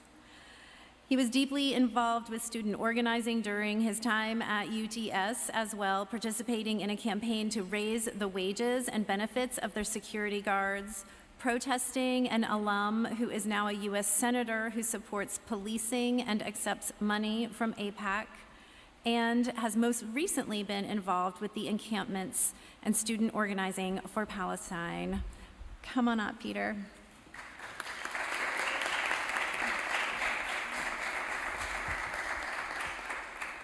Y'all have been so great tonight. I think it'd be great if we could all just stand up and maybe stretch for a second and take a collective breath. Raise your hands up. Breathe out. Yeah, just do some stretches, some breaths. Let's breathe in together. Hold that breath. Let it all out. Once more, inhale. Hold that breath. Exhale. All right, and let's take our seats. Finish up so we can get to the Q&A and hear from some of you all and have a discussion. I wasn't sure if I should include this detail in the beginning, but I guess I'm going to be talking about my engagement with the student protests, and also as somebody just graduating from seminary, where the hearts and minds of so many of my peers are as they are looking to get into ministerial and religious community leadership. I was a part of the first encampment at Columbia that went up on April 17th, and I was in Hins Hall on April 30th, which was very much in the news. Also, I did just have really the privilege of being able to attend the West Bank, or to visit the West Bank.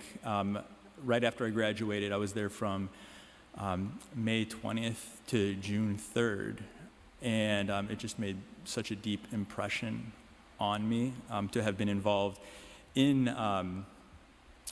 the student protests for 8 months, the organizing. To Palestine, obviously we are all watching the news and seeing what's happening on Twitter, but to actually to go there, to have touched the soil, to have stayed with A family on a 100-acre Palestinian farm, the Nasser family, who is surrounded by Israeli settlements and has been defending their land in the Israeli legal system for the last 33 years, being close enough to hear and see bombs drop in Gaza, to when the wind shifts for the smoke from the fire bombings in Rafah to be blown onto us, so that the skyline looked like New York City looked last year when Canada was burning.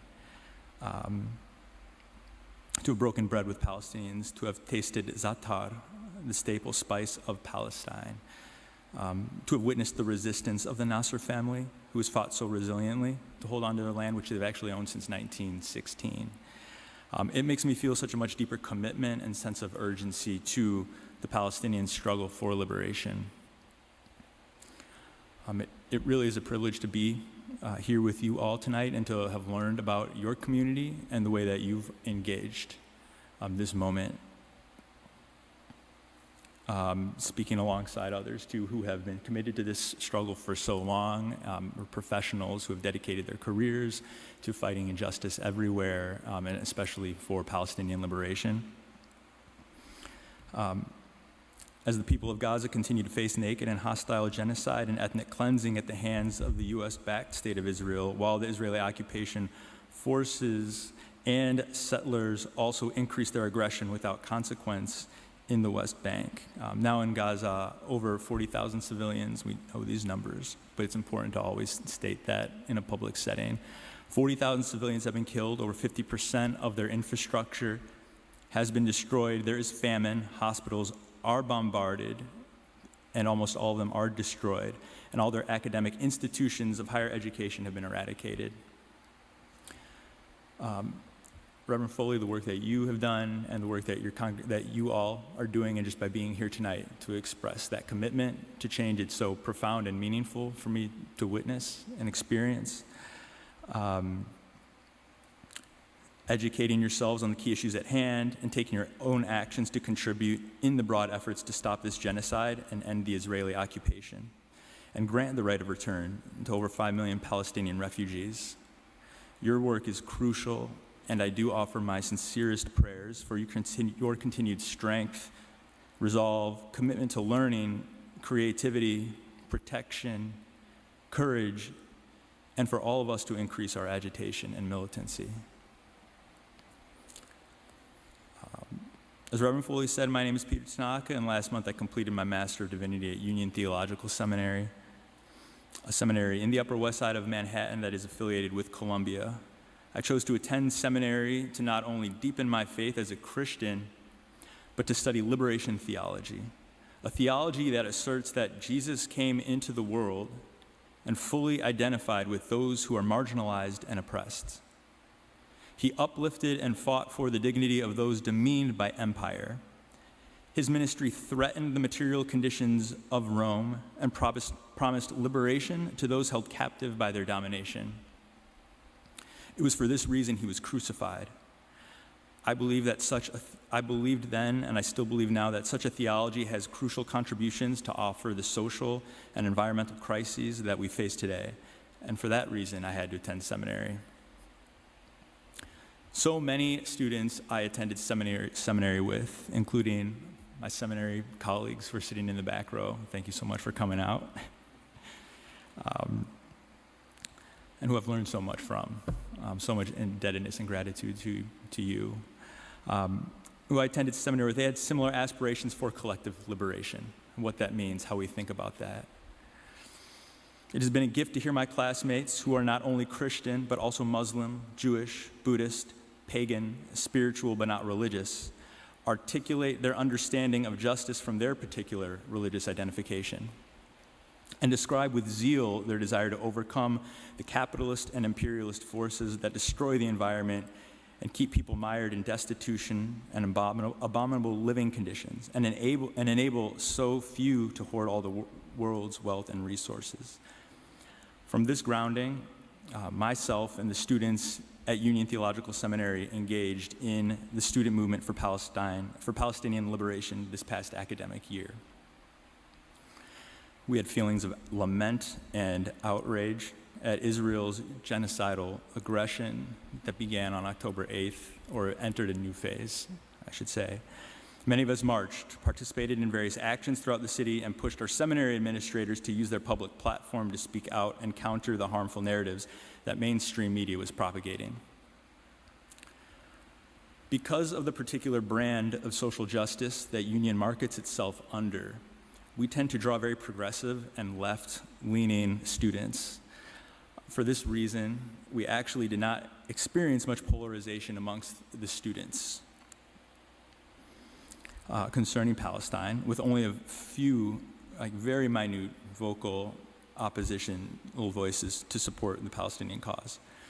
An example of this happened at our March Student Senate meeting when we voted on a resolution in support of, one, divestment from institutions that support Israel and the disclosure of all of our investments, academic boycott of Israeli institutions, and three, the protection of students' right to free speech.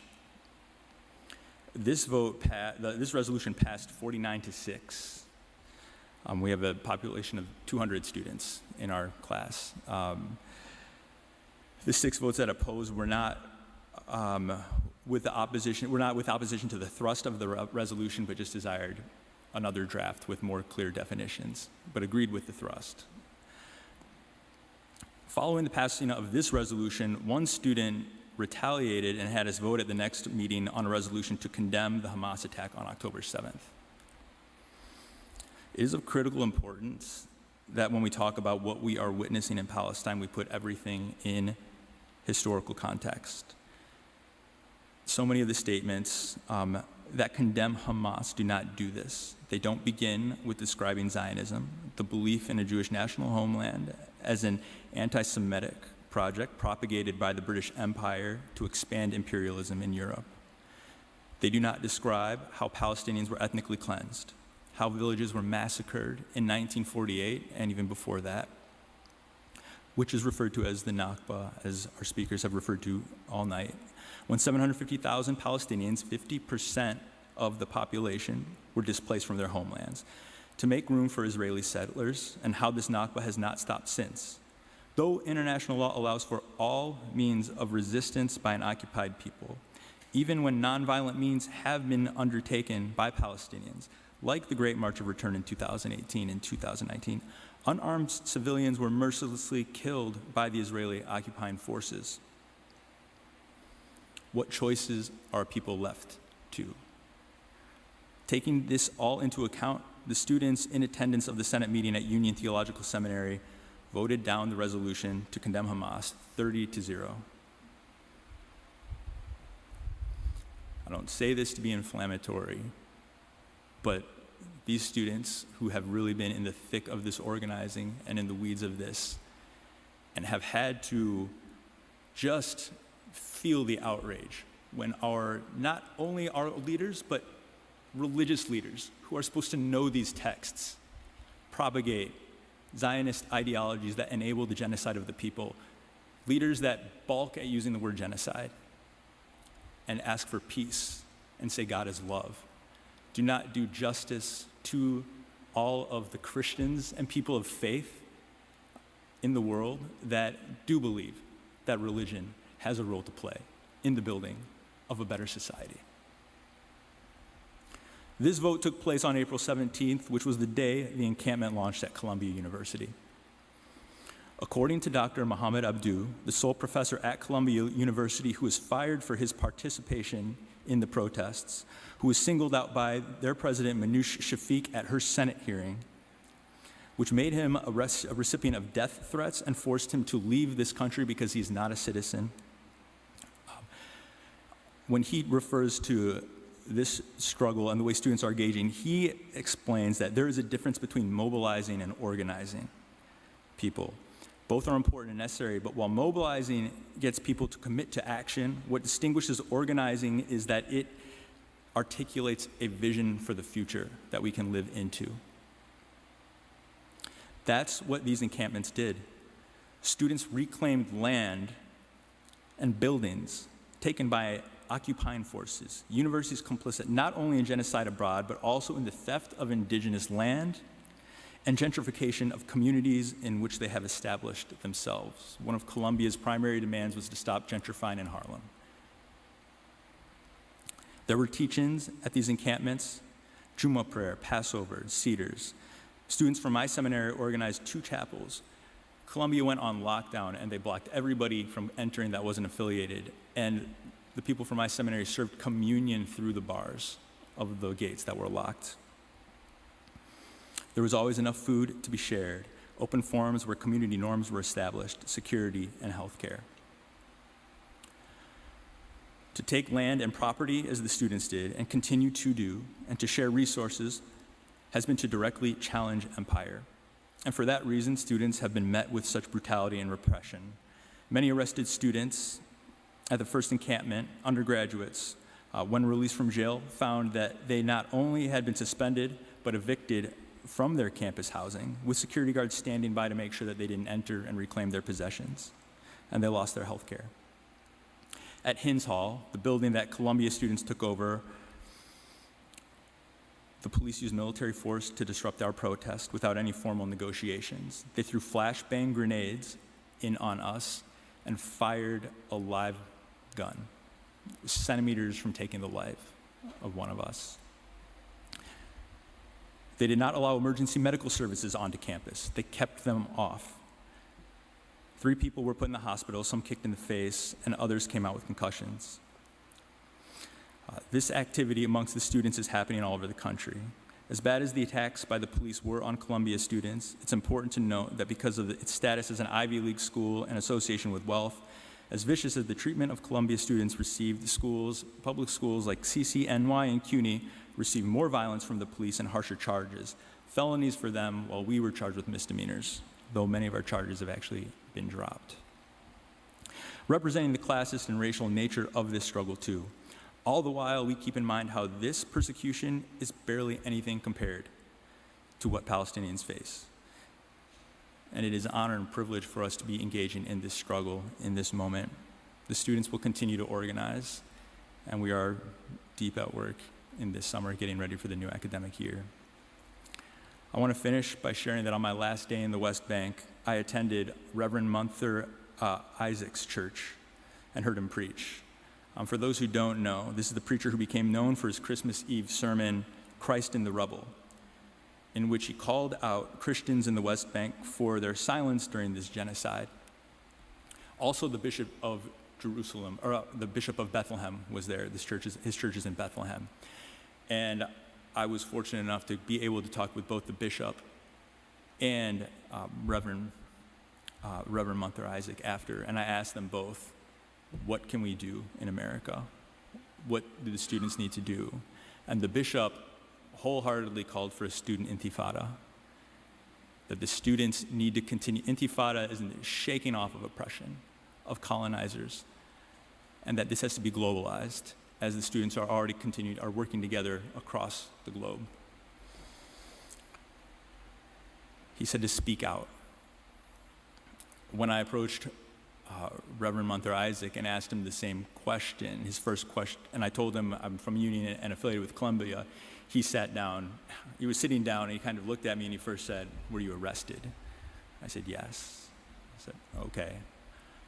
Well, students need to speak up. Also, students need to make people in general, Americans, you need to make people feel uncomfortable. Your country is guilty and complicit in this genocide." He also called out the boycott. It's important to boycott our academic institutions and all of the institutions that are affiliated with Israel stand to gain anything from supporting Israeli institutions. What Israel is doing needs to be the shame of the world, and the way that we choose to use our money helps to lift up that cause. And we have to go beyond that. We can't stop. And that's what we said at the student protests. Genocide is not the end goal.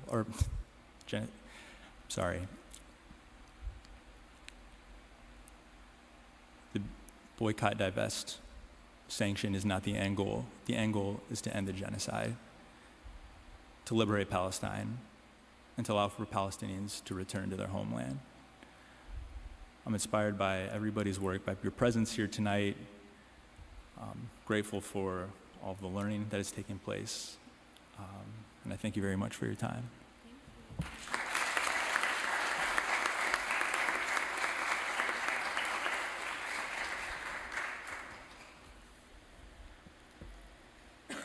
A poem from Farah Tucker. I'm hanging on by a thread, and so are you, and him, and her, and them. But what if we tied our threads together? What if we stitched something strong enough to withstand the weight of it all? Big enough to make sure there's always a place to hold on to, even when the parts of the fabric are threadbare. I'm hanging on by a thread, but I am trying to learn how to weave. Dear ones, we have come together this evening to try to learn how to weave. Thank you for being here. Thank you to all of our 6 amazing panelists who shared so much. Thank you.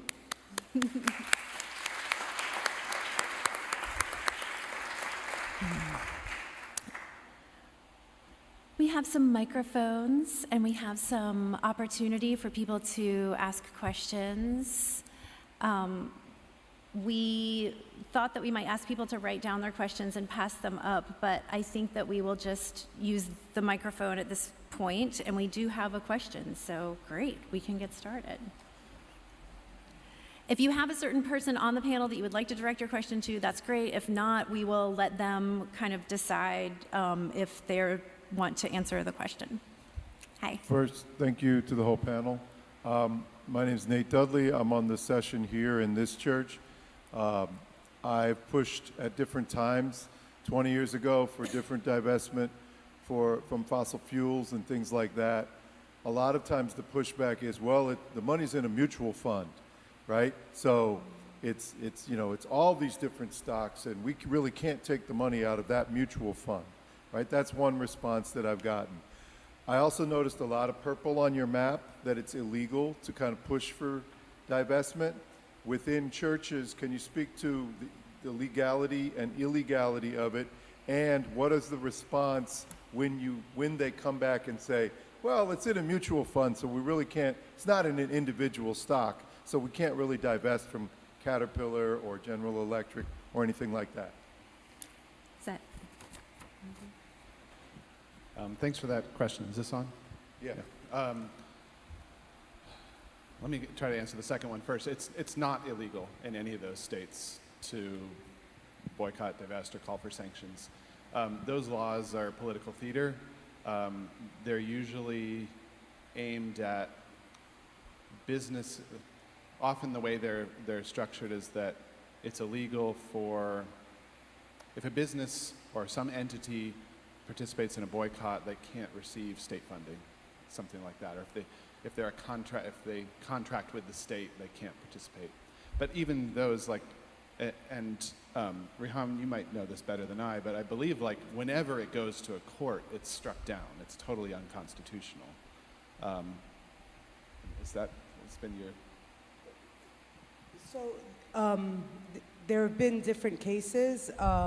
For the most part, it is what you're saying. It's mostly theatrical. And here in in New York, there was an executive order. They've been trying to pass a law. They failed numerous occasions. But there are ongoing cases, and they become nuisance cases. But it's exactly that. It's mostly targeting an institution or an organization that might get state funding. And there is a movie that I'm blanking on. I think it's just called Boycott. Yeah, it's Boycott, that really looks at these anti-BDS laws. The problem with these anti-BDS laws is, first of all, they're unconstitutional because boycott is protected free speech. It's part of the Constitution. So we're hoping at some point we get a case, because we have to fight like this. There's a necessity to fight this, because not only are they targeting, anti-Israel boycotts, but all the other boycott movements, including fossil fuels, including the military-industrial complex. So it has much larger ramifications, as everything in Palestine and Israel really does. So it's important to do that, but it's not currently illegal to call for a boycott of Israel. Yeah, and as to your first one, I don't think I'm qualified to answer that. I don't know the sort of logistics of how the actual divestment works. I know that the institution didn't really have a problem with divesting from those companies. It took a little bit of time, but in terms of, I imagine you're referring to like a smaller, like a congregation, or yeah, yeah.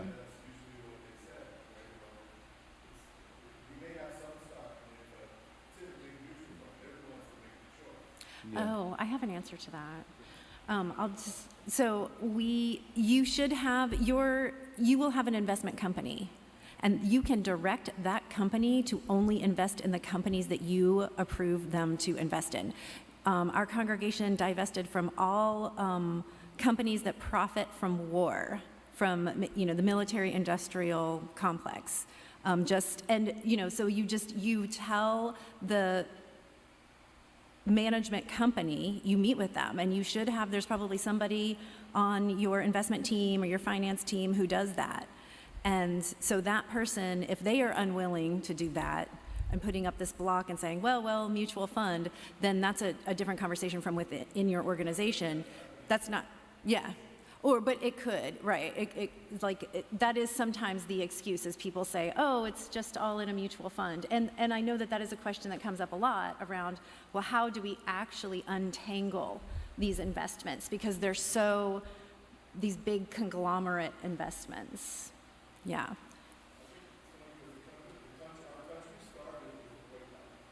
Our country started with a boycott, yeah. Any other questions? Yeah. Thank you so much for speaking with us this evening. I really appreciate all of you. This is kind of tailored towards Bob, but also interested to hear what the rest of you think.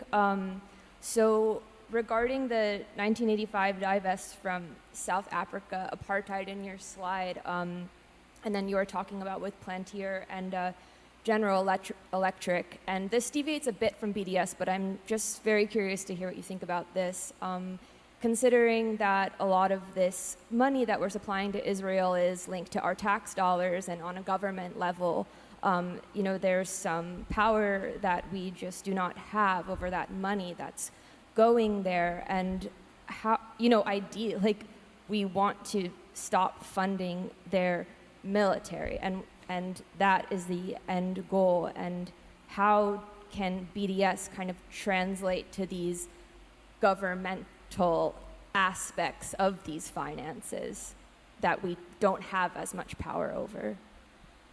Yeah, great question. I think I have two answers. One thing that might happen later this month, one thing that's probably going to happen, is there might be a commissioner's resolution, which is like a last-minute resolution that calls upon the church to sell off its Israeli bonds. And so this is, I don't understand this entirely, but the church is invested in Israeli debt, right? So in other words, the church, like many other institutions, are essentially lending money to the state of Israel. And it's not a lot in the grand scheme of things, but that's something that we're going to try to divest from. The other part, and I imagine someone might know more about this than I, but the other part is the S in BDS, is sanctions. And that's something a government can do.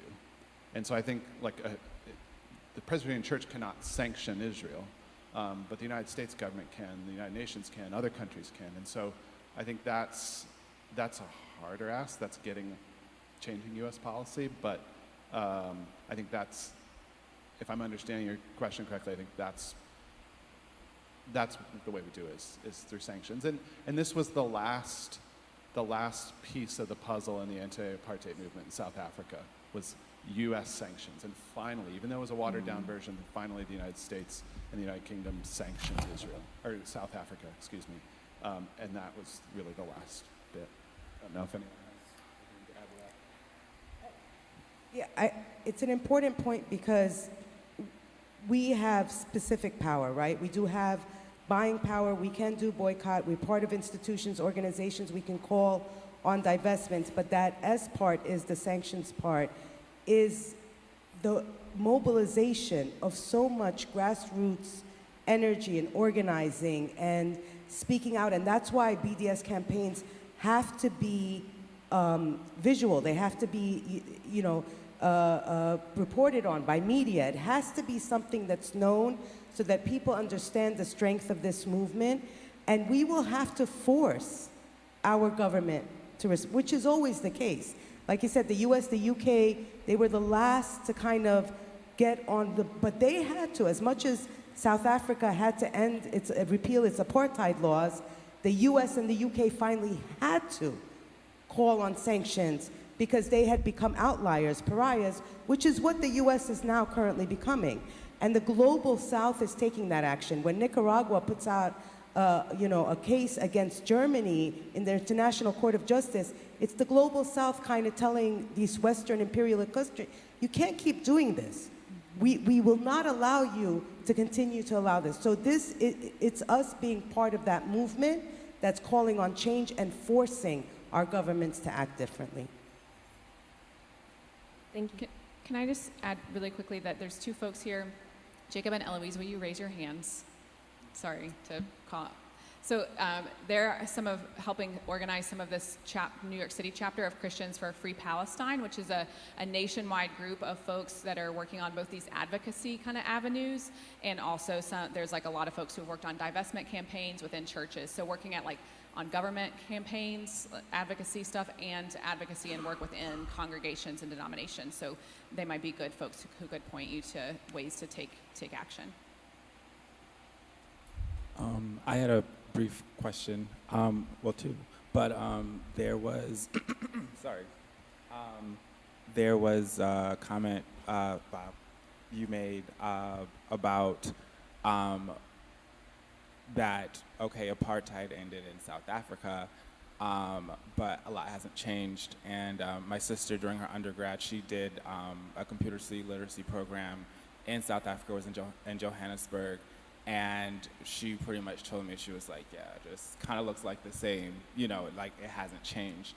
And she graduated from undergrad in 2010, so that was, it's still something that hasn't changed. So in the comment of like mobilization versus organization, what is like is there a vision as far as, okay, we've divested, okay, we pressured Israel into ending a settler colonial state, but there's a possibility that the Palestinian people will still be suffering to an extent. And so, is there anything, I guess, in work as far as preventing compromised lives for Palestinians? So it's not just, oh, well, we did our part and like the laws and everything out of the way, but people's quality of life and what they have access to is still greatly compromised because of imperialism, racism, etc.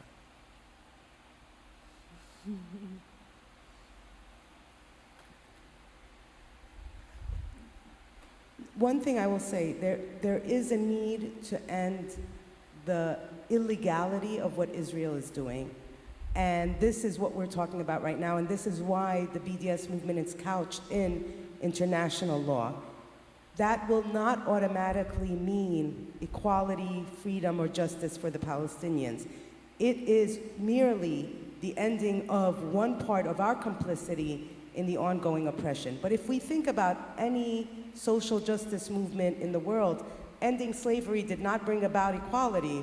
The civil rights movement did not bring about equality. We are still struggling now, hundreds of years later, to ensure that we have economic equality, political equality on all aspects. So it's an ongoing struggle, but it's but it's necessary to remove the legality right now of the oppression, because Israel is legally, according to its own, legal system, oppressing Palestinians. And that's what we're trying to remove, but it's only an initial step. Yeah. Thank you. Yeah. Okay, second question, real quick. As far as tackling Christian Zionism, I was part of a church prior to this one that kind of, I think there was something that Trump did that like declared Israel a country, something weird. I'm sorry, I stepped away from politics at one point. I'm not as, fresh as I would like to be on all those subjects, but like that kind of like, it was more complicit, just like through language and like paying attention to what was going on. But what are like, I guess the arguments, because I feel like I can think of my mom who's a boomer and probably thinks that, oh, well, there's biblical truth to this and reclaiming of this land, and it's like, babies are dying, what are you talking about? But I don't know, it's just, I feel that there's so many things that Christians generally do overlook, including like the Black Lives Matter and like things happening with, as far as xenophobia. But yeah, what are, I guess, the best approach to any Christian Zionism?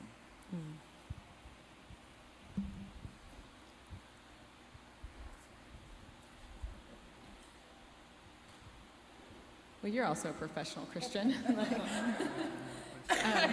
Well, I do think there's a lot of wisdom in this crowd, looking out at some folks who I know who are here, but I think that it's, my approach, at least, has always been to address Christian Zionism as it shows up in progressive Christian spaces first.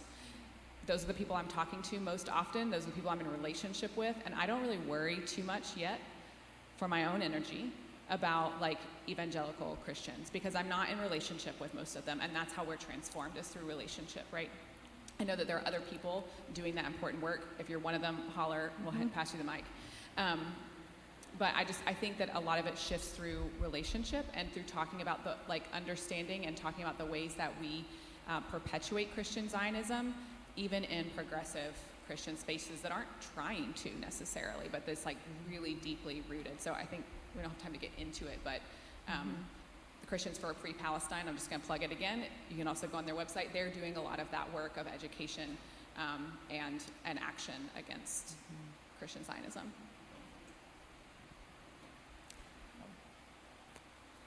At Columbia, one of the nights, Christian Zionists did show up and marched around Columbia, and it was incredibly intense. And I was in the encampments, but I know some of my friends who are here tonight actually were on the sidewalks, standing in defiance to them. And I think that is like the best of the liberation theology traditions, that you unequivocally take the side of the marginalized and oppressed. And so anytime a theology exploits people, takes their land, creates more outcasts, that's just fundamentally antithetical to the gospel message. I'm thinking, I'm not super professional yet, so I can't give you like the exact scripture, but but I'm thinking a lot of like 2nd Isaiah, and just speaking to the treatment of those who are outcasts or foreigners in a different land. Christians who are, the constant expulsion of Jewish people being put under Babylonian rule. Going more to those types of texts, and that is in direct contrast to what the Christian Zionist message is. Thank you. I think we have time for one more question. Yeah? We have 2 people over here, so we have to choose.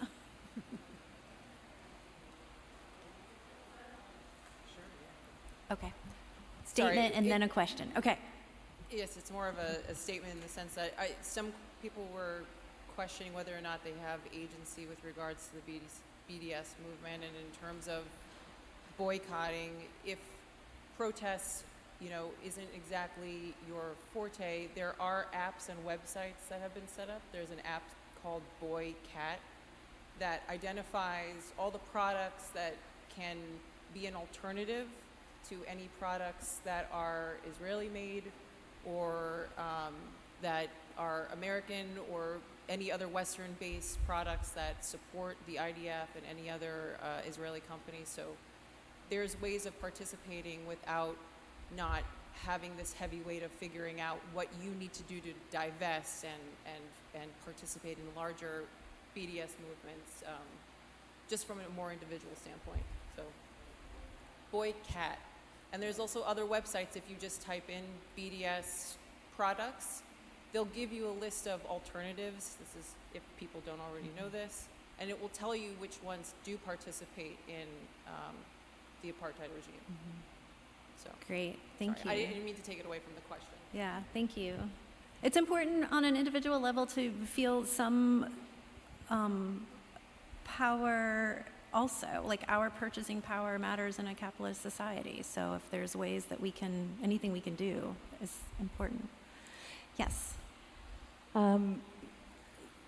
This might be too theoretical, but this is something that I think about all the time, and what gets me really depressed at like 4 a.m. when I wake up about this is that when you were talking about the civil rights movement, so much has shifted. There's still a struggle, but to me, the power dynamic hasn't shifted. So we can talk about divestment, we can talk about changing the laws, we can talk about colonialism, but that's what I see as almost so endemic to the like toxicity of the world now. And I feel it even when I try to have discussions about this that are supposed to be peer-to-peer or let's talk about how we feel about you're Israeli, I'm Lebanese, and I feel like I cower. I'm very in tune to that for personal reasons, but I view it as such a systemic racism and just like horrific power dynamic. I'm just wondering, if you see an end to that or how that, because that's a seismic shift so far beyond any sort of talk about almost colonial. That's the beginning of it. Is someone saying, I have power over you because you don't mean as much. And that just gets me really depressed. Yeah. I feel your pain. I think we all feel your pain. We look at the world around us and we really can't comprehend what's going on. I work in the Department of Education. On October 7th, after the Hamas attack inside Israel, the chancellor put out the statement, condolences to the people in our community that are hurting by this horrific terrorist attack. We're 8 months in, he has yet to acknowledge the killing of over 35,000 Palestinians, including 15,000 children. He has yet to acknowledge that there are Palestinians and Arabs and Muslims and Christians that are hurting because of what's happening in Palestine. And that hurts. There is an imbalance of power. There is an unbelievable imbalance of power. There is a shift to the right globally, fascist government, parties are taking root in Europe.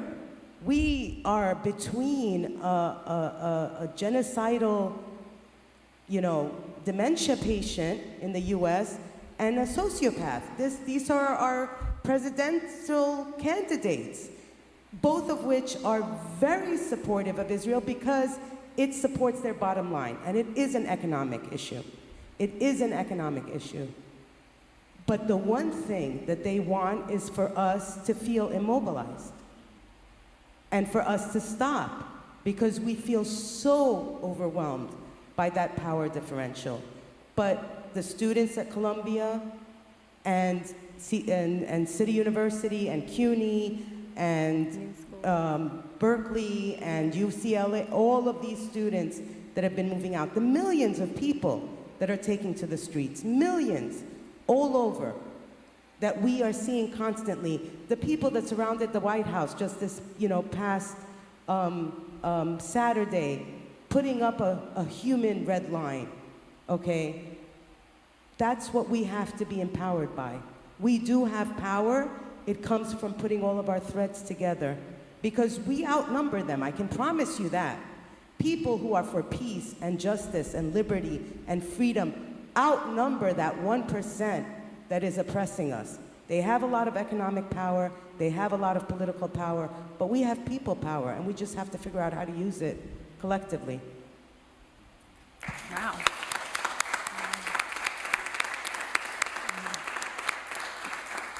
That was an amazing way to wrap up this evening. Thank you so much for what ended up being our closing words, I think. So let us not be divided. Let us be together. Let us weave our threads together. Let us weave that cloth that will hold us all, even when it becomes threadbare, that there's always a little bit to hang on to. Let us recognize and see the ways in which we are all connected, all oppressions are connected, and that none of us are free until all of us are free. We send out our prayers to the people of Palestine. We send out our love to one another, and let's just be grateful to a God of love and justice, to whom that we give our hearts and we gain our strength from, and a God who stands with the oppressed and is with us on this, what sometimes feels like a hopeless endeavor, but we know that it is not, because we are together as long as we are one, and we know that we are loved. We will move forward with strength and justice. Thank you all.